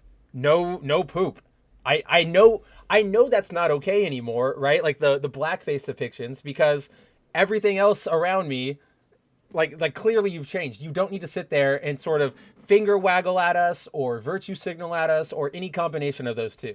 So in general, get rid of these, stop doing these, stop infantilizing everybody, right? Because by infantilizing us, you're making everything worse. I could get into like super conspiracy, or I could just get into social commentary, but basically by treating us like babies, you're making us, dependent and unable to act for ourselves or think for ourselves. To whatever end, there's probably a billion, but that's what happens.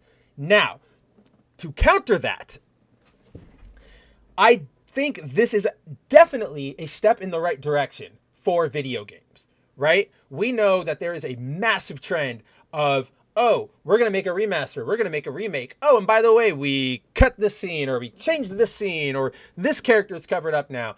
Obviously, I just covered last week in Persona 3 Reload, they changed the original beach trip girls crew, like the boys cruising for girls. The trans character who was in it originally is now a scam artist, right?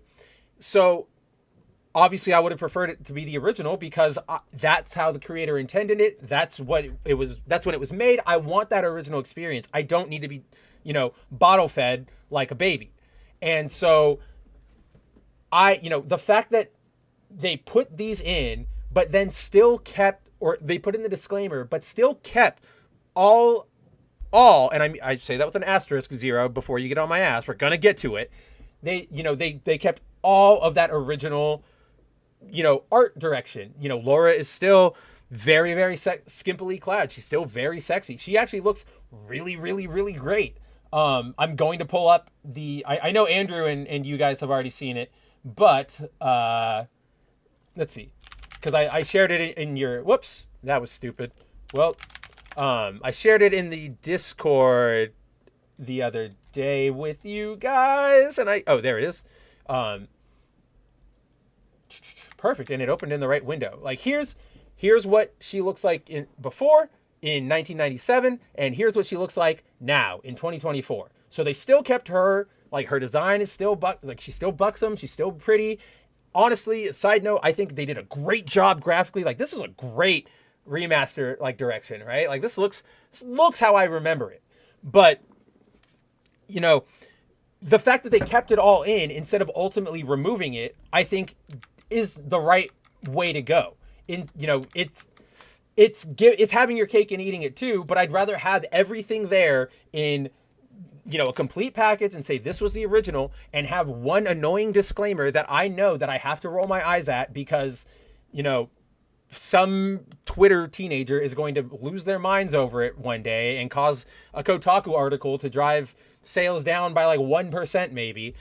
Because of that, I'll roll my eyes, but I would be much happier. And I think this is where we should keep going. Yes, keep criticizing them for having the disclaimer at the very beginning, but at the same time, you know, this is good. I think this is good. Progress doesn't happen overnight. This, to me, signals a giant pushback because given Laura's history as a, video game sex icon or however you want to establish her, this would have been sort of, a battleground moment. Are you going to censor Laura? Are you going to change all of this stuff? Or are you going to keep her the exact same? Are you going to honor what her, her sexy appearance? So, yes, altogether, I think this is positive. Now, to that end, whoops. And that was also sort of the biggest issue I took with this disclaimer.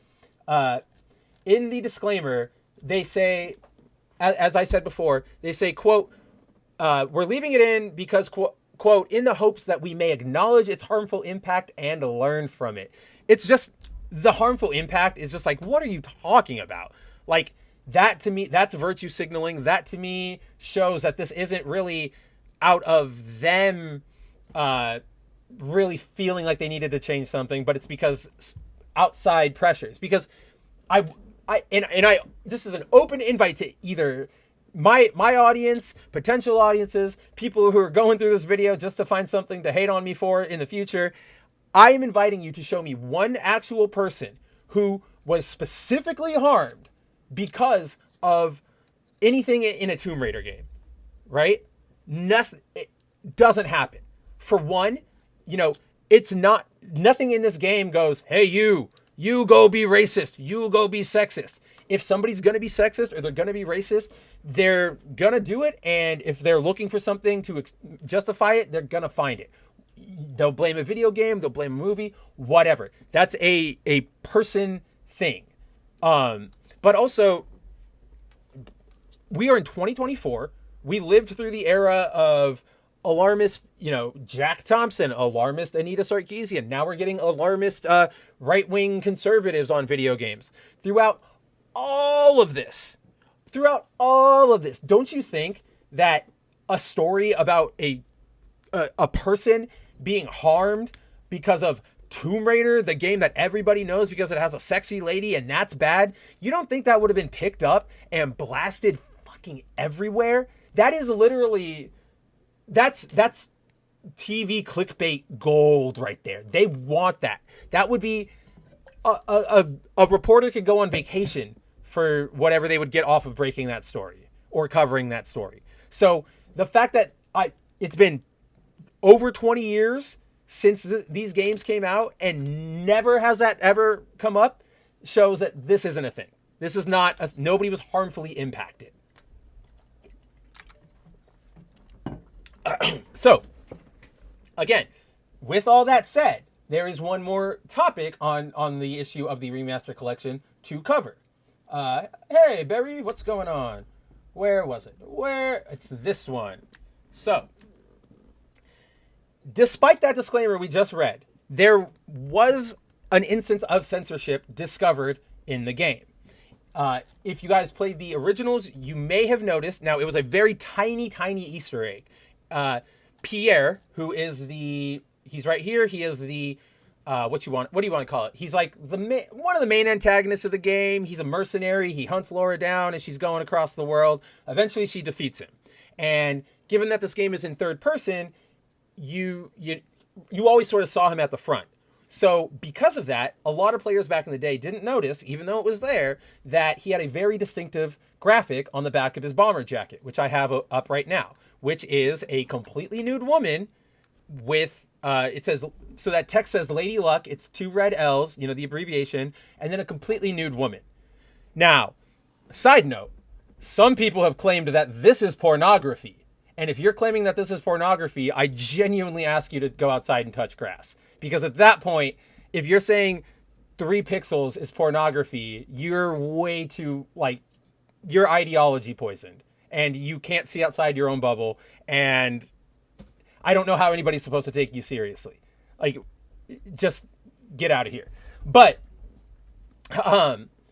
so this was the original jacket that he wore. It actually does have nipples, but to keep this in mind, because I will bring it up later, but because of this being public and out on the internet, yada, yada, yada, we did have to blur the actual pink, like, nipples of it. But she is in game completely, nude. You can see it right here. This is him being downed after his final boss fight with Laura in the first game. You can see it right there. In the new game, as you can see in this screenshot, the graphic has been replaced. It's almost the same graphic, but it's been replaced. The nude woman is now wearing a bikini, and the LL for Lady Luck is now replaced with... Okay, so I don't know exactly what the symbol is. I think it's the Phi Tau symbol in Greek, like, letters, but I don't know. I couldn't find any connection. I did reverse image searches, just couldn't find anything. So if anybody out there knows what that definitively is supposed to be, hit me up, because right now, what did I say? Yeah, it's unknown whether this is in reference to the binary star Phi Tauri, which that symbol is used for that actual star in our sky, or Pierre went to the Phi Tau fraternity. No idea, but that's what's on it now. So all that said, so that is the censorship that was found in the title. Now, here's the deal with this one. This one is sort of a little different and a little more understandable, right? It's nowadays showing any amount of chest, of skin in a video game will get you an AO rating. Especially with our improved graphics nowadays, like, this is going to get... If somebody saw this graphic, right, like this quality right here of the one we have on the screen, but she was naked, they would more easily recognize that for what it is than the pixelated ones in the PS1. So obviously they're running up against, what do you want to call it? Standards. And again, I don't agree with them. I think the standards are stupid because they're way too restrictive. But alas, that's the situation we find ourselves in. Now, I don't think anybody really would have minded if that graphic was censored. It does not add anything. It's not really a big part of the game. It is an Easter egg, right? Because again, you can only see it in the original game and in the anniversary or in the remasters if you get behind Henry. And it's not a common thing that happens. You've got to roll, you've got to find yourself in the right move. And even if you do see it, it's like a flash because he immediately turns to draw on Laura. So obviously, like, I would have liked the jacket intact. Again, I want to see the original vision as it was meant to be, especially something like this, because it was just fun for the developers. They're like, hey, this will be a fun little Easter egg to throw in there. And they went, yeah, let's do it. Why not? So I obviously would have preferred this to be in. Now, its removal overall, or it's her having a bikini, I don't think is that big of a deal. Okay, now I'm just repeating myself. But the issue here is the disclaimer beforehand, where it said these games are being presented in their original forms unaltered. If they'd have just said, oh, except for the fact that to dodge, ratings, we have to put a bikini on the Lady Luck jacket. If they'd have just specified it, probably, not really an issue. People wouldn't have been mad at them. We would have been mad at the puritanical standards of America and our entertainment. But because they put out that statement and didn't clarify, it just makes the entire thing seem, dishonest. And, overall, in the grand scheme of things, it's a very small dishonesty. But it's a dishonesty nonetheless that is a bit of a disappointment coming from what is otherwise a really good package. Because that's sort of what I also wanted to end this little bit on. Because there's not much more to say about these controversies. Be honest with your customers up front. Stop treating them like babies. And give us everything that, was in the original games. But I did want to, close it out by saying, from everything I've seen, from everything I've watched, from talking to friends. Oh, do I not have it up? From talking to friends who have gotten their hands on this game. These are really, really, really good remasters. They play beautifully. They look fantastic. They're well worth your $30. And as somebody who really likes these games, I honestly think Tomb Raider is probably responsible for, along with Mega Man Legends, my love of 3D character action games. So if you're looking for something like that, this is a good package to get.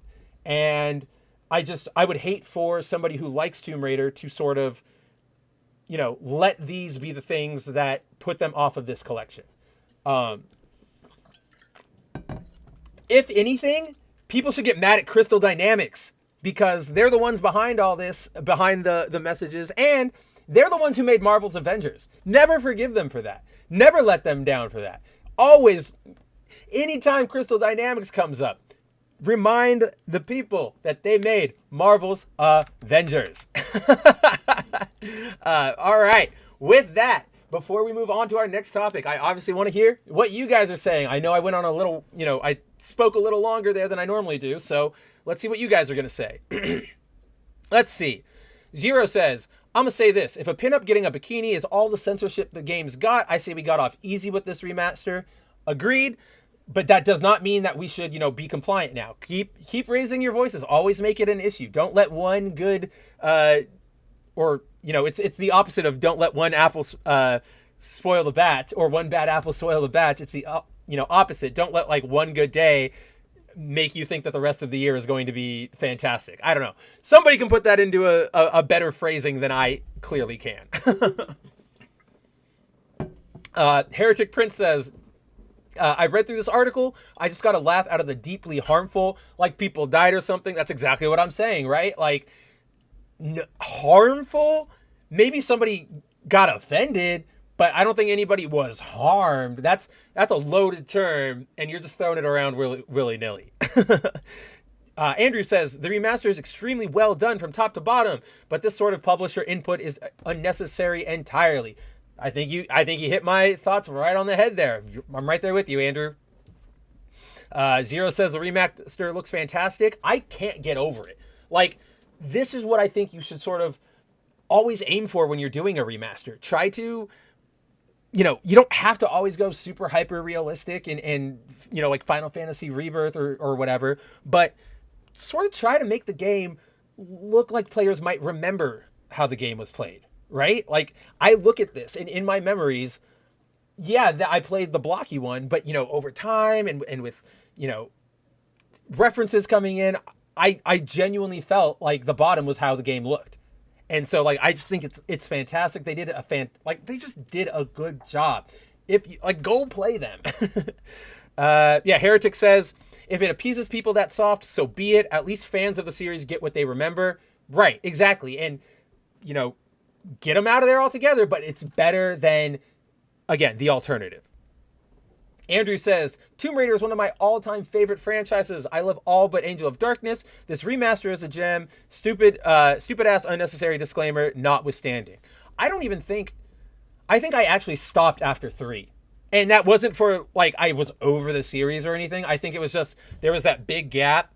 And then by the time they picked the series back up, I was just sort of, I was playing JRP or playing RPGs, and I was playing FPS, other stuff. There was just other games I had on my docket. So, I have a friend.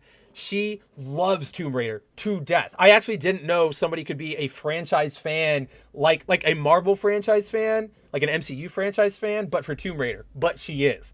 She gobbles it all up, and she was really excited for these. I know she was, and she was so excited. I bought them for her. I was just $30, and I know how much you like these games. Here you go. And before anybody gets any ideas, she's just a friend. She's married to my best friend. Don't be weird about it. Let's see.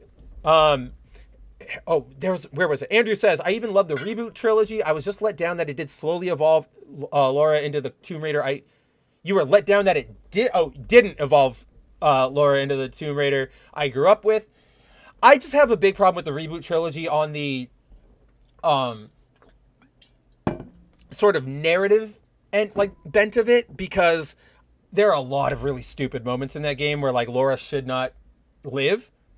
Like a lot of the disaster set pieces is there's no, not only are you not living, but Bear Grylls combined with Rambo combined with Wolverine is not living through this. There's just no possible way. So it's that I don't really like. And I think, as you know from our chats over the last couple of weeks, I'm not a big fan of the Sony style third person action cinematic type of games, your Uncharted, that's just not my jam. So the Tomb Raiders never appealed to me in that regard. Plus, I always felt that the reboot series suffered from what a lot of things suffer from, which is sort of embarrassment at its source material. And not in the sense of, oh, why wasn't she sexy or anything like that. But, Tomb Raider had a very distinctive, it has a very distinctive look. It has a very distinctive atmosphere about it. In the reboot trilogies, they just went, well, you're a real world explorer now. There's no aesthetics. There's no real visual, what's the right word? Nothing makes it stand out visually. So it just sort of, to me, faded into the background of like all the other games that sort of do that. And that's not speaking to their quality, because I have friends, clearly the girl I was just talking about. People love them, but it's just not for, I just never got into them. And yeah, Heretic says could have been a lot worse, could have got realistic Laura. And it's like, yeah, we really could have. We could have gotten all of this toned down. We could have gotten that. She could be wearing like a full jacket right here. We could have gotten none of those alternate costumes. We could have gotten the bathrobe scene in whatchamacallit, Tomb Raider 3. It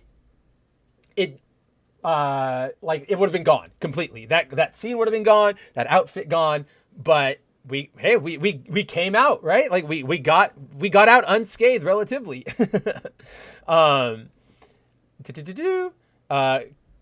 Yeah, that definitely is a bombing lady, says Shinkai. Andrew says, LOL, two things can be true at once. It's not prawns. I don't care that they tweaked it, but they didn't need to. Absolutely. Like, that is sort of where I'm at. I don't care that they specifically tweaked the nude image. My care is that, it's still a change to the original vision. But like I said, this is not a level 10er. This is a level 2 at max. If you really, really, really wanted to farm outrage for this, it's a 2. Yeah, and then Heretic and Andrew are both sort of going on the it's inconsequential. It definitely is not the biggest deal in the world. And I agree with you, Andrew. Andrew says they just needed to specify in the disclaimer, or that the disclaimer was in reference specifically to the cultural softness. And I actually do point that out in the article. Let's bring that up again, or the thing. So, right, obviously the subject at the beginning says contain offensive depictions of people and cultures rooted in racial and ethnic prejudices. Then in the second paragraph, they go, rather than removing this content, we have chosen to present it here in its original form, unaltered. However, it's too vague, and it can be misread. I'm giving them the benefit of the doubt, like Andrew is, that they were specifically only talking in reference to the racial stuff. But you've got to make that clear in this day and age, especially when you're handling a property that's as central to culture, I hate the term culture wars, but so central to so many online debates and fights and arguments. Like, you've got to be very, very, very clear. Otherwise, people are going to read into it. They're going to take what they want, and it's going to blow up. Cajun Corey in the house. Corey, I wanted to let you know I passed your Fortnite request onto your Ripaverse Fortnite request onto Andrew. He said, quote, someday. So I'm looking out for you, buddy. I'm right there with you. And Corey says, I like how you can change the graphics from old and new. Any video game that does that, I just really, really, really love it. Because, yeah, like, hey, why not throw on the old skin? I know that there was, I think it was one of the reboot games, actually had skins that turned you into like the PS1 models of Lara Croft. And that was pretty cool. But yeah, I'm definitely with you there, Corey. I really love when you can change graphics from old to new. Yeah, and then Andrew, if these things prevent someone who says they love Tomb Raider from grabbing and enjoying this remastered trilogy, more power to them, but that's saddening. I'm kind of right there. This is good. This is good video games. Cheap video games, $30. Go for it. Yeah, the language is laughable. Right there with you, Andrew. Tomb Raider is a strong woman story, says Tehillim, something that Hollywood lacks. Well, that's the problem, is that Laura is like an actual strong woman character, right? Like, she's an adventurer, she's smart, she's rich, she's studied for years. She's capable of handling weapons, but at the same time, she does have her weaknesses. She doesn't know everything. Well, okay, reboot Laura sort of knows everything. She speaks like 1,700 different languages, knows every culture's mythologies. Like it's pretty insane. It's a little over the top. But original Laura, like, she's smart, but she doesn't know everything. She still has mysteries to find out. Yeah, she can use guns, but what happens when it comes, to a physical fight? A tiger rips her open in a second. She doesn't manhandle it and throw it, across the room, or uppercut Pierre to finish him off. She still has to rely on tools. And yeah, she embraces her sexuality. She looks good. She knows she looks good. She wants to feel like she looks good. Like, I don't know why it became so taboo in recent, well, I do. It's because, everybody got super sensitive and cries about everything. But basically, like, what happened to, people want to, I want to, when I feel attractive, I want people to give me that attention. I want people to look at me. I want, even if it's not external, I want to feel like I look good. So I don't know why it became taboo to have, take pride and feel good about yourself, but we are where we are. But yeah, Laura embraces it, and it's all together. She's a solid character. She didn't need to come in and tell you that every other video game you had ever played was completely misogynistic and never portrayed a woman right. It was just like, hey, here's our character. Come check her out. Corey points that out. The reboot trilogy was made in response to Uncharted. It definitely, at least felt like that to me. I'm sure Andrew could have more of an insight because he is an actual fan of Tomb Raider. But yeah, as an outsider, I was just like, this is Uncharted, and I don't really need another Uncharted. And then Andrew says he suspended his disbelief with the set pieces. I mean, you have to, but then after a certain point, like after 3 games of it, you're just like, all right, man. All right. You're really going to just walk away from being impaled on a tree like it was nothing. We're getting a little too off of it. Oh, Corey, I didn't know that you were also in Andrew's chat. So yes, good. You saw that I kept your request going.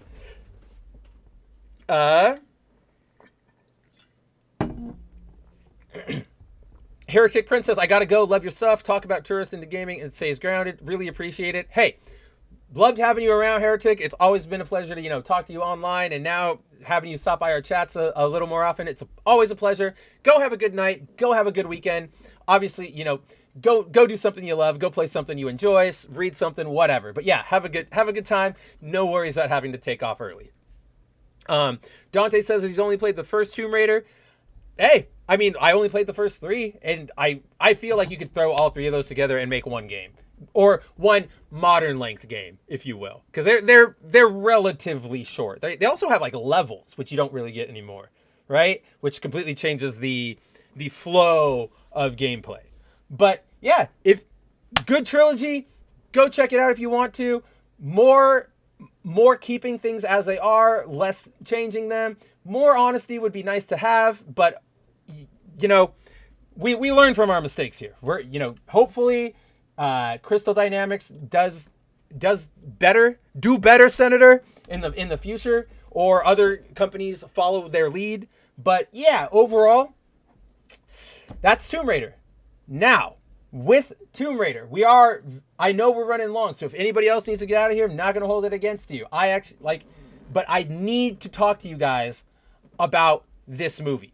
So I have seen Madam Web. I watched it last night. I watched, I pirated it, whatever, who cares? But I watched it, and I cannot, I fully cannot wrap my head around exactly what the hell this movie was. And like so much so that I don't even know how to really organize my thoughts on like what I watched. So here, I'm going to bring up this tweet. This will be a good jumping point for this conversation. So some of you might have seen this tweet going around. This is shared by cool guy, Ebony Ma. He doesn't follow me, but we've interacted. He's a really cool guy. I really like him. But this movie is so batshit insane. So this graphic says, all these events happen in Madam Web. except one. Can you guess which is a lie? And here are the options. Madam Web is born in a cave in Peru with the help of magic spider people. The 3 spider women never get powers and are only seen in costumes during dream sequences. Evil Spider-Man is killed by a large Pepsi sign. Madam Web becomes wanted for kidnapping by the NYPD. Madam Web runs down evil Spider-Man in her car twice. Peter Parker is born, but not named. Madam Web inexplicably splits into 3 ghost-like copies of herself near the end of the movie. Now, some of you may have already seen this image, some of you may have already seen the movie, or some of you might have just gone down to the bottom right here, where it reveals, I'm kidding, they all happen. Like, I cannot stress how fucking weird this movie is, right? I mean, like, where do I even start with this? So the basic premise of this movie is that Madam Web's mom is in Peru trying to find this spider that its blood, its DNA, whatever, can help, you know, it gives humans healing properties and it can give you super strength. Very generic MacGuffin. While she's there, she's pregnant with Cassie, and Ezekiel, who is with her, you know, shoots her entire team and is like, give me the spider. I want it for myself. Evil world dominating plans. Wahaha. And she goes, no. And so he shoots her, leaves her for dead, and runs off with the spider. In her stead, like, all right, I'm probably, if we go offline, guys, like, I cannot communicate just how insane some of this stuff is without showing some stuff that I have found on the internet that is leaked. Images, stills, stuff like that. So, if we get taken off air, I promise you guys that, so let me rephrase that. If we get taken off air, I will probably call it for the night because there is something I have to do, but, or at like 9-ish, but, or later or whatever. I'm here for you guys, don't worry. It comes after the stream. Trust me, this has my priority. But if we go down, that'll probably be it for the night, but we will be back next week. We'll talk about it more. We will pick back up. Do not worry. But I genuinely need to communicate just how fucking sane this movie is, and how pathetic and just all over the place it is. So, Madam Web's mom is left for dead. She's bleeding out. Who comes to save her? The special spider tribe, the spider people of Peru. And folks, this is how these people, all right, now let me ask you this question. If somebody said, we're going to have a group of tribal spider people, and they said, go, give me a design, you would probably, much like the Marvel comics and lots of other like adaptations of the Anansi legend from Africa, give them, more free-flowing clothes. Maybe they don't have shirts. Maybe they have, Peruvian clothes, jungle clothes, just not, maybe local native dress, but not anything fancy. You're not going to have a costume. You're not going to have, heavy-duty bomber jackets with Lady Luck on the back.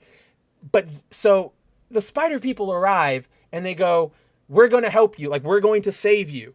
And so they abscond with Madam Web's mom. They take her through a cave and they let a spider bite her because they let the spider bite her because they're like, oh, it'll heal you. But it doesn't. It just passes on to Cassie. And then they go, oh, in the future, she will have great power. We have no idea yet, but we will be here for her. This is how they look. Do you guys know we're watching a Spider-Man movie? Do you remember Spider-Man? I am not kidding. There are 3 of them, and they all appear in this weird-ass red netted spider wannabe suit. This is the best shot you get of them. It's like a second, and then it's gone. But I saw this, and I immediately went, what the hell are we doing? You cannot be serious with this. Like, do you remember? It's literally Spider-Man. We have Spider-Man at home. Do you remember Spider-Man? And it's just, I was already just going, what the frick am I looking at? So I'm only switching back because, I'm trying to keep the stream going. But, Andrew, it's going to get a lot worse. Timon's laughter is like, it's so appropriate. And Shinkai, Madam Web should have been given the Batgirl treatment. Like, honest to freaking God. So, fast forward to the present day, and Cassie is a paramedic. She's working in New York. Her partner is Ben, Uncle Ben Parker, who isn't married yet, has no nephew. But one day while they go to a scene, she gets trapped. Like they go to get a guy out of a car. It's teetering on a bridge. She gets trapped on it. It falls in the ocean or in the river. Uncle Ben pulls her out, revives her. But because of that, she now has the ability to see into the future. And by seeing into the future, she sees, or so, she goes through this period of like, what's happening? I don't know, da da da da da. But then she eventually comes across the three Spider Girls in the movie. Anya Corazon, Maddie Franklin, and Julia Cornwall. I don't know why they didn't call her Julia Carpenter, which is her real name in the comics and in everything else. But there you go. So she eventually has a vision that these three girls are going to be killed by Ezekiel. So the entire premise of the movie is, I need to keep these girls safe. So a lot of that is done by like, they're running and then she has a vision and it's like, oh no, we got to go this way. And sort of like that predicting oracle thing. Now, the big problem with that is that it is edited like this editing is awful. It is dark as shit. And take it. I think this was a joke I made in the description of this video, of the stream. But take like a Marvel Cinematic Universe fight where everything is choppy and gets cut up and you barely can tell what's going on. And then mash that with a Michael Bay like Transformers fight scene where you can see everything, but it's such a mash and flash of steel and black that you kind of lose it. That is how the entire movie is edited. Everything is very quick. Everything is very snappy. Everything. And like, because of that, a lot of it feels disconnected. For example, there's a scene, you guys might have seen it in the trailer, where Ezekiel in his cane suit, which is what that is, you bastards. Who was I fighting with? Oh, Volume Dealer on Wednesday's show going, oh, the costume for, what's his name? Here, where's, yeah, the costume for Ezekiel isn't Kane's costume. I'm like, come on, man. That's just movie Kane. I'm calling you out, Volume Dealer. But, oh gosh, where was I even going with that one?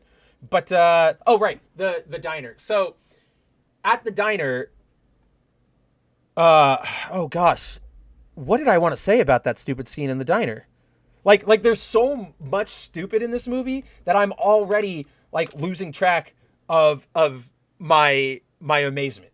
Because, yeah, oh, right, the editing. So there's that diner scene. The editing is so freaking weird that there's a shot of Ezekiel walking into the diner, and then the next literal cut, the next picosecond of footage is him already like spider crouching from behind on like two tables, all like deep inside the diner. And it's just like, where did that happen? Why that? And then it's all like this editing style, this shaky, choppy editing style is supposed to reinforce like, oh, I don't know, am I looking at the future or the present day? But the problem is that's also lost on us too. If you watch this movie, you will not have any idea whether you're looking at a future vision or the present day or something that already happened. It is so hard to keep track of anything that's going on in this movie. So, oh my God, it is Volume Dealer's there right when I talked about him. Right, yeah, no. I know the comic book one is a little different, but that's totally live action Kane because you swap the blue for the red. That you got Kane right there. You like all the weird webbing, or that's the wrong shot. Where is he? Like that's Kane. Obviously movie-fied, but that's Kane. Also, hey, Volume Dealer, nice to see you, buddy. But, yeah, so the editing is just absolutely bizarre in this movie. You cannot follow anything that's going on. Eventually, so here's why the three girls are being hunted. You learn at the very beginning of the movie, oh, hi, camera, you're doing the weird thing again. At the very beginning of the movie, you learn that Ezekiel has his own future vision powers, and because of that, he sees a vision where the three Spider Women, in their costumes, beat him sometime in the future. And because of that, he wants to go out and kill them and make sure that that never comes to fruition, right? So, Madam Web goes, oh, I'm going to protect all you girls. Like, this is what I'm going to do now. So she, tries to keep them safe, runs them, tries to keep them out of town. There's a bizarre moment where this is, they already know Cain or Ezekiel is after them. They've seen him like crawling on walls. They're already scared. They already know they're in danger. And Madam Web goes, okay, I don't know anything about my powers. I need to go to Peru. I'll be right back. Uncle Ben, can you watch these girls? And it's like, you can't just leave. Like, this is a big thing. And it's also even more baffling because for some reason, they do not explain why this happens. She's wanted for kidnapping the girls. Nobody ever says anything like, you don't see anybody making a phone call. The girls never report themselves as being kidnapped. It is bizarre. But all of a sudden, Cassie is wanted for kidnapping the girls because she's, running away with them and trying to keep them safe. And, like actual NYPD wanted, like she hears it on the radio and everything. And she's still able to get an international plane ticket, go to Peru, hang out, and come back. And it's just like, I don't know. I genuinely don't know what's happening. Yeah, Volume Dealer, I know I know I'm blurred. It happens. I unfortunately can't do anything about it while on stream, but it does tend to even itself out. So yeah, like it's so bizarre. So that's what happens midway through the film. After going down to Peru, after meeting the spider people again, Cassie learns that she has she learns to embrace her superpowers, and they definitely do change the line. Instead of with great power comes great responsibility, the Peru Spider-Man shaman guy tells her, you need to go back and use your powers to help them, because when you take on great responsibility, with it comes great power. And it's just like, why? You turned one of the most selfless pieces of advice ever into something so narcissistic. Instead of saying like, if you want power, you have to be responsible with it. It is, if you want power, just put yourself in a position to have power. We don't really care how you use it, but that's how you get it.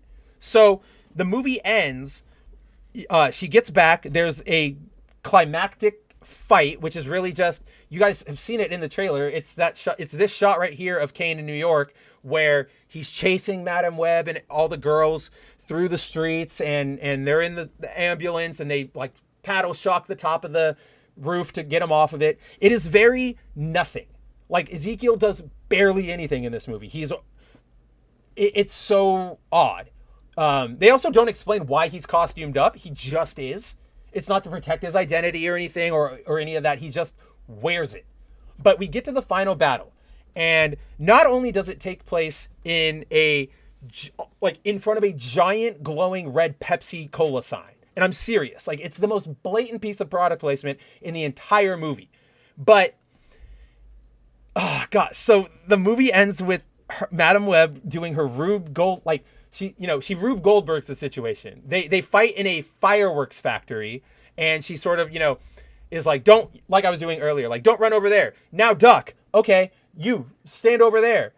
All right, now you take 2 steps to the left, and everything works out like that. Interesting premise, awful execution. But by the end of it, yeah, like the image says. So bring that back up. Oh, where are you? Where's Twitter? There it is. At the end, and it doesn't make any fucking sense.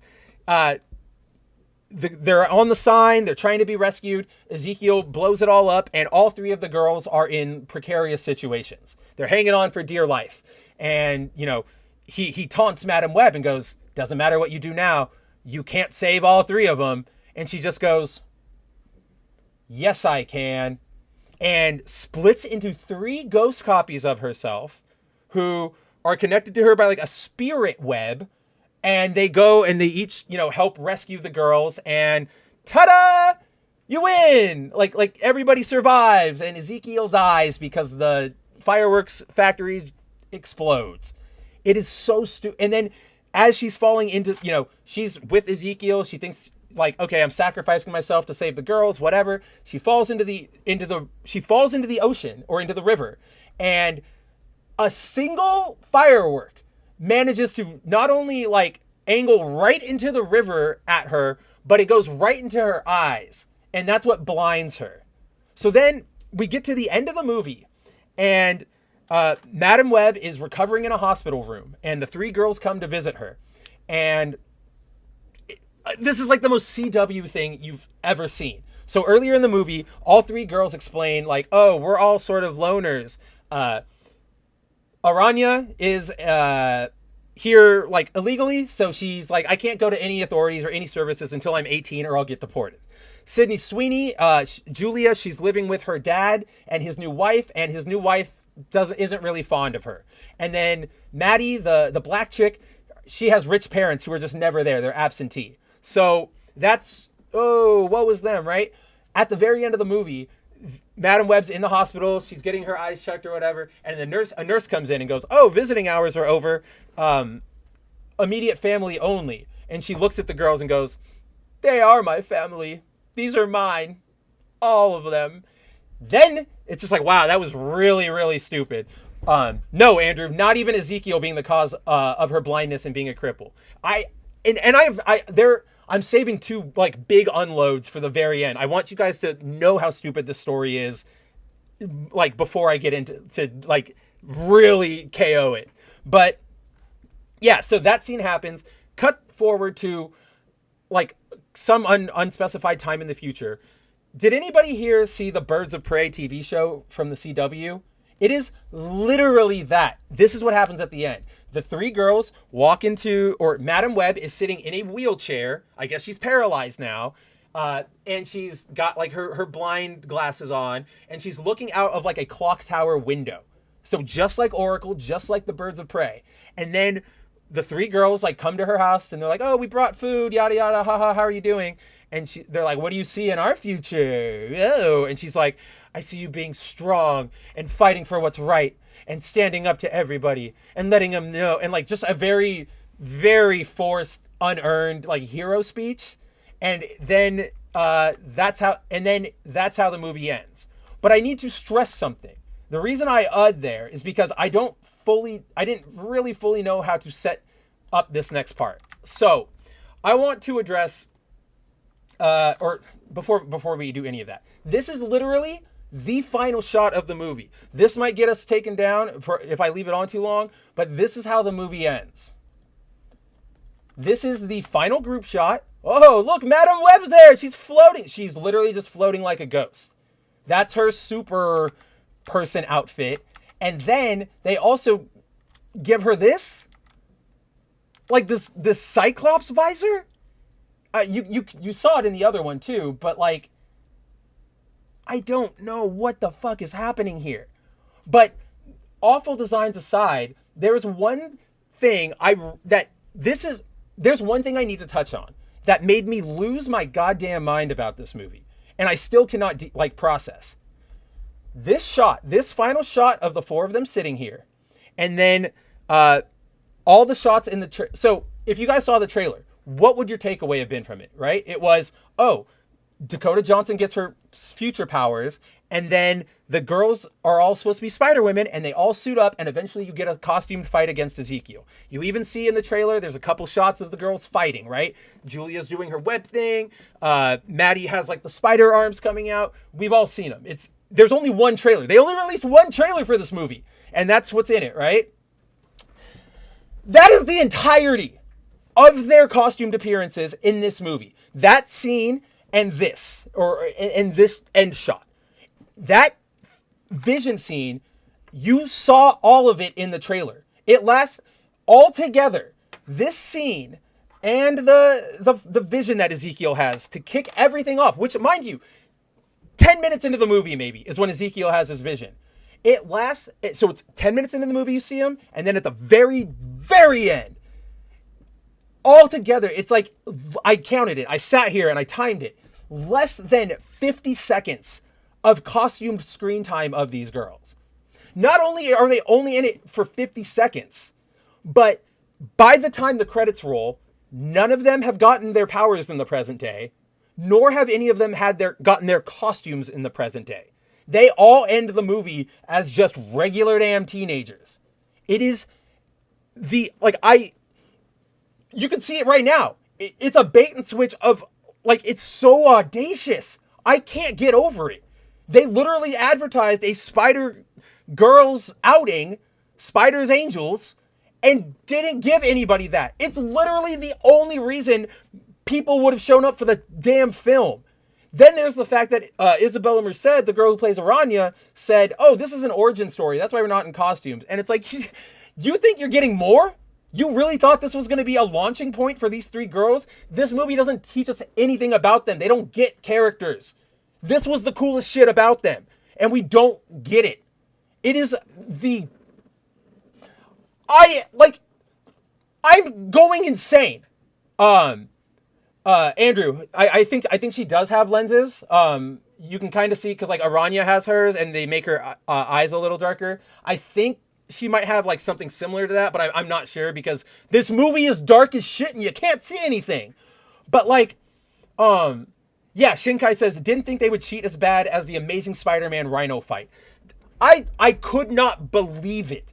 Like, I've been stunned about it for the last 48 hours, or like, yeah, 48 hours. Jacob told me what happened because he saw it on Wednesday on opening night. He told me what happened, and I was just like, no, that's you. That's Jacob being Jacob. He's got to be exaggerating. I'm sure it's short, but there's no way. And it happened, and I just went, you've got to be kidding me. I should probably take this down before we get in trouble.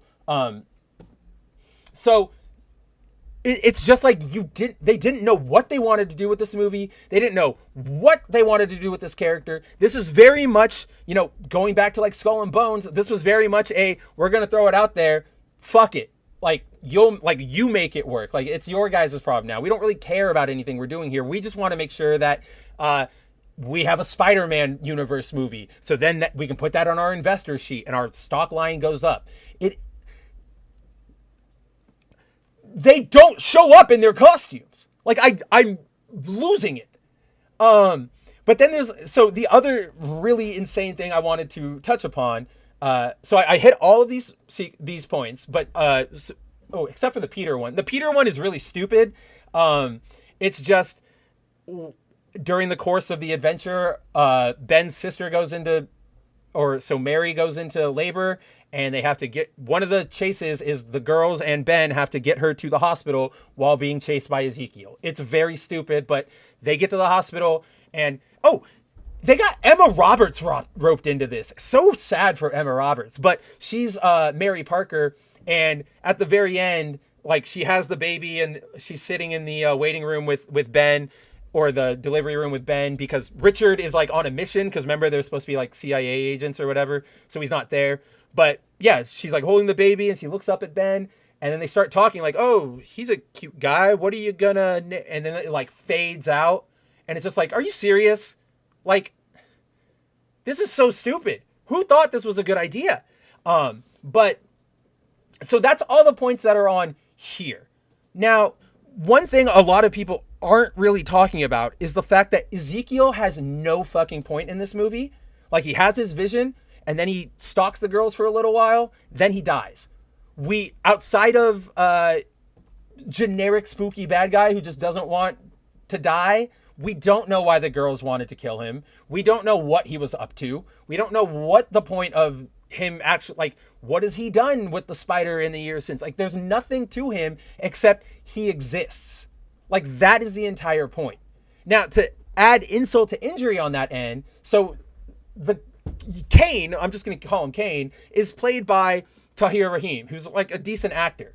But if you watch this movie, every single line, except maybe one or two, is ADR'd. And you can tell it's not blended well. It doesn't match the scene. It doesn't sound like it's in the scene, but it's every single time he talks. I don't know why. Like, maybe he made a weird choice doing an accent when he was filming, or maybe the audio corrupted. I don't know, but it is so weird. So imagine this, guys. You're sitting here, you're going, I'm here for a movie about, you know, the Spider Women, whatever. They're stretching with Madam Web, but here we are.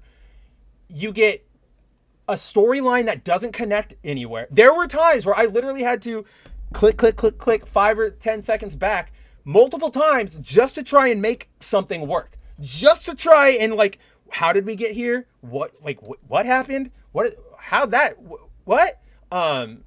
it's so it's just baffling. I don't know what the hell happened here. Um, I This is a bad movie. It's a very bad movie. Uh, it very much feels like a movie that was made like the Roger Corman Fantastic Four. You know, shit this out. We want to keep the rights. That's what this movie feels like, and that's why I'm kind of like they should have Batgirled it. Make it like, or you know, just treat it like the Fantastic Four, the Roger Corman one. Make it say we got the rights now, and then just leave it alone because this is it's so dumb. Like it's not a movie. So I don't know how many of you guys out there watch it, but you know, I'm sure this comes as not a surprise to anybody, but I love Red Letter Media, and I love their Best of the Worst series where they watch really old 80s, 70s, 90s, you know, B movies or even like home produced movies. This feels like it was a B movie that was home produced. The editing is so hard to follow. The story is so hard to follow. By the end of it, there is no point to any of what you have just seen on screen. You don't even get like, did you want to sell action figures? You didn't even give them names. You didn't show them on screen for more than a second. I don't know what the hell we're doing here. So, like, it's just, I don't know what, I really don't know what to, so Madam Web's a bad movie. It is not, it is a bad movie with like no effort, with no creative direction. Definitely should have been left on the drawing room floor. I hesitate to say it's the worst movie I've ever seen. It's because this is a movie composed of bad decisions rather than intentionally stupid things, if that makes any sense, right? Like this one just feels more like, oh, we got to pump out something. Let's, you know, all right, here you go. Here's a crappy movie. Where, as opposed to something like, I don't have a good example off the head because I'm going to get into I have an example, but it's not what I want to talk about. So I'm just going to keep going. But yeah, it's like they just wanted to shit it. It's a job. Whereas there are some bad movies where somebody goes, I know this is going to hit. This is going to be great. I want to do this to piss you off. She-Hulk, right? They didn't try to just make a show. They wanted to yell at you and attack you. And so that, you know, just the lack of malice makes it not the worst thing I've ever seen, but it's super, super just like, why did this get released? Every decision, every scene will make you go, why? Wait, what? Huh? Like, it's just, like, for me, the worst movie I have ever seen is the first Suicide Squad movie. And I stand by that. But that's also because it's not necessarily an awful, awful, awful, awful film. It's very generic and stupid and bad, but it feels and oozes corporatism from it. Like everything in that movie you can feel in Suicide Squad is like, that was made by a boardroom. So, I mean, maybe I'm just still in shock from having viewed it last night and I need, you know, another week till the next episode of The Good, the Mad, the Ugly to really formulate my thoughts and just figure out where I want to rank Madam Web. But holy shit, guys. Like I've been listening. I've been watching all of your guys' reactions in there. All of them are on point. It's insane. ADR is as flawless as Hercules in New York, says Shinkai. It's worse than that. Like, that's what I'm saying. I implore everybody here to find a way to watch this movie because it is a fascinating disaster. You will just sit there and go, it's not even a direction. So Andrew says directionless villain. And it's like, it's not even directionless. It's just, he is there. Like, he exists. He is a villain because a villain is needed for the script and he's there. Like, no direction, like no motivation, no personality. He is a physical form to chase the girls across New York. And that is literally it. I'm just like, I'm just baffled. What was this? Yeah, Shinkai said this earlier. Sony pulled off the hat trick of failures with Madam Web and will only continue as long as they're adamant on the Sonyverse. Well, we do have Kraven, right? We know that that's coming. That's already in production. I think it's like finished. It just has to come out. I don't know what's going to come next. I don't know how you can come next. Again, guys, they are still trying to build to a Sinister Six movie without Spider-Man. Make that make sense. Who cares? Like, Sony, somebody needs to go over to Sony and like whap them upside the head because, oof. Oh, like I see, I wouldn't even say it's directionless because it's like,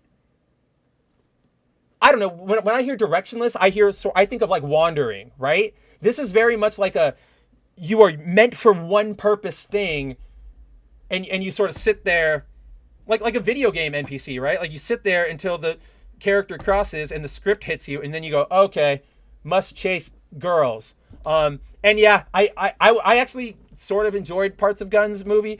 Ayers is just the worst thing I think I've ever seen put to film because it's not artistic in the least. It is one big advertising job and the laziest one and the stupidest. Like I could go on and on and on about that movie. It's just, I can't stand it. And that's why I'm like, no, David Ayer, nobody wants to see your cut. It's not going to make it better. There's no way it makes that disaster better. Maybe it cuts out some of the shitty songs and maybe, 3 or 4 of the jokes, but the core of what you shot is in that movie, and I don't see how you recover from that. Zero says, Sony doesn't understand how to build a cinematic universe. It's not... Well, first of all, nobody does except Marvel. Literally nobody's pulled it off except them. Legendary's kind of doing it with the Godzilla and Kong stuff, but that's still also very, like, 1, 2, 3, 4, 5... Like, you go in or... You know what I mean? It feels a little different. You need more additions to it. I don't know. But, yeah, Sony just... What Sony is doing is what every studio has been doing, which is we want that universe, make it happen. How do we get it? I don't know, but let's start trying for it, right? And so they launch out and they promo pictures and we're making all these movies and yada, yada, yada. And they just don't, like Yves Guillemot, there's no care to the actual core of what they're marketing. They just care that the marketing wins, that the marketing is enough to make investors go, all right, I want to add more, get me some money in there. That's all it is. And that's why I'm so cynical on it. Because, yeah, like I want the artistic merit. I want the enjoyment. I want somebody doing this because I like it. And that's not what we're getting here at all. Let's see. Andrew says, I can rewatch Ayer's Suicide Squad for Harley. Guns just felt like he was jacking off to the poorly written gore fest to me. I mean, there was a lot of that, but I also, I did like the Peacemaker portrayal. I liked the rivalry with Idris. I thought Starro was portrayed pretty well. Yeah, Polka Dot Man, Ratcatcher, that was all fun. I don't know. I think we're just, I'm not trying to convince you or anything. I'm sort of just reflecting on my own thoughts. It's a fine flick. To me, that Suicide Squad is one of those, Gun Squad is the one of those FX movies where you're hanging out on a Saturday afternoon with nothing really going on. It's 2:30 in the afternoon. You flip on FX. This movie's halfway through, right? And you just go, oh, all right. Sure, why not? That's kind of how I feel about that movie. And then Zero says, I thought Suicide Squad's Joker was ridiculous until I saw the Suicide Squad Games Joker. Oh, you mean the whiny, boo-hoo joke? We don't even have enough time for this stream to go on to Suicide Squad Kill the Justice League. Are you kidding me? Are you kidding me, Dozer? How dare you even think of raising that topic? So, with all that, finally, we have gone through Madame Web. Hopefully, I was able to communicate just some level of my disbelief. Just, again, I can't even put it into words. It's a ride, and that's all I can really say about it. If you're looking for a good, bad time, you're not going to be able to find anything worse. So, with all that, as always, we are at the end of our show for tonight. I want to thank every single one of you, either live or in the replay, for coming by, stopping by, watching me rant, hanging out, talking to me, sharing your thoughts. That's why, we do these Friday shows, because I want to help you guys kick off your weekend on a positive note. Make sure you have some fun, and that's what I aim to do here by talking with you, by watching Madame Web so you don't have to. And I thank every single one of you for allowing me the opportunity to do that. From Shinkai to Tehillim to Joy to Andrew, of course, to Timon to Zero. I mean, Timon was back. It was so nice to have him back. Shinkai was, as always, Volume Dealer, Corey, Leslie, if you're still here, so awesome to see you again. I miss you, girl. Come on back.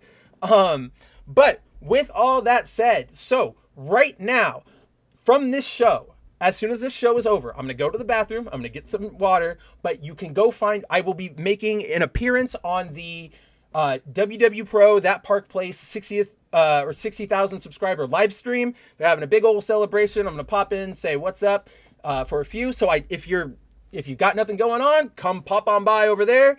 I'm sure everybody would love to see you. And with that, as always, if you want to see more of me, you can follow me on Twitter right here at Caboodle Rider Mav. If you want more of this show, you can come back next week, same Mav time, same Mav channel for another episode of The Good, the Mav, the Ugly, where we deep dive into, anything we want to talk about, comic books, movies, whatever comes our way.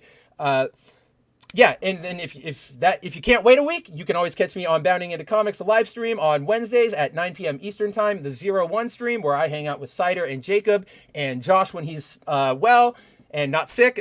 We hang out, we break down the week's biggest news stories, and again, have a conversation with you guys. So that's what I've got going on. You can always, you know where to find me. Hit that like button, hit that bell, all that fun YouTuber stuff. Before we get out of here, as always, I have your last call for last minute news. And so, yeah, context of this one, guys.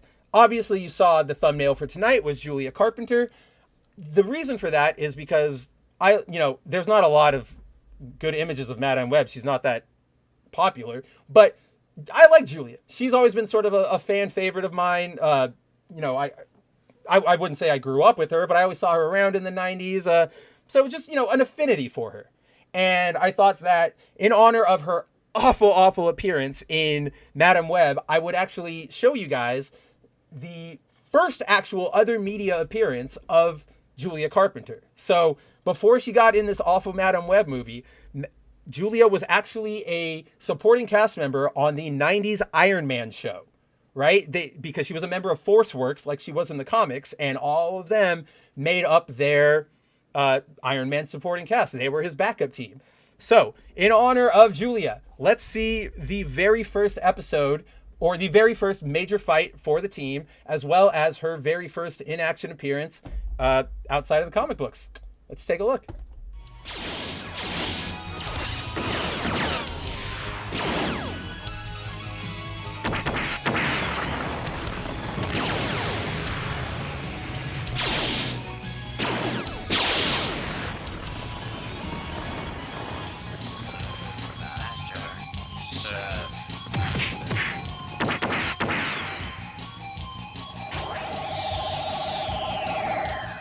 No way to treat a lady, my pumpkin.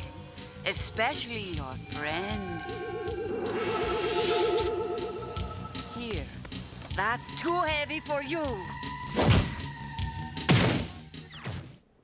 So yeah, fun little blast back to the past. One of the things I didn't notice until right before we went live, and it makes me laugh, you can catch it in the replay, or if you have the DVDs or whatever, you can go look for yourself. But in that opening shot of Iron Man and War Machine blasting away at the rocks, there's a little hand there shooting little zaps, and it's Julia. I didn't realize it. And also, how funny is it that she does her psychic web and it just becomes like the rope net with the like ball weights on the end of it? It's absolutely incredible. Oh yeah, Timon, thank you. I was going to actually let you guys know who all those characters were. So obviously you had Iron Man, you had War Machine, you had Hawkeye, you had, Spider-Woman. I don't know why I just blinked so hard on that one. But the shapeshifter, Timon, that was Scarlet Witch. Because, you could, if you go back and look, she's got the red costume on. Don't know why. Short hair was all the rage in the 90s. In the show, she's actually the other point of a love triangle between Iron Man and Julia. So, yeah, Scarlet Witch, she's hanging out there. She was on, like, every cartoon in the 90s from Marvel now that I think about it. Like Avengers, United They Stand, X-Men. So, yeah, fun little stroll down memory lane. With that said, I'm going to head on over to my buddies over there at That Park Place. Until next time, guys, take it easy. Have a great weekend. Again, go have some fun. Go do something fun. I have a Dragon Ball Fusion World in-store closed deck tournament tomorrow, so wish me luck on that one. I'm probably going to strike out, but hey, at least I get my cards. With that all said, everyone, take it easy, and I'll see you soon.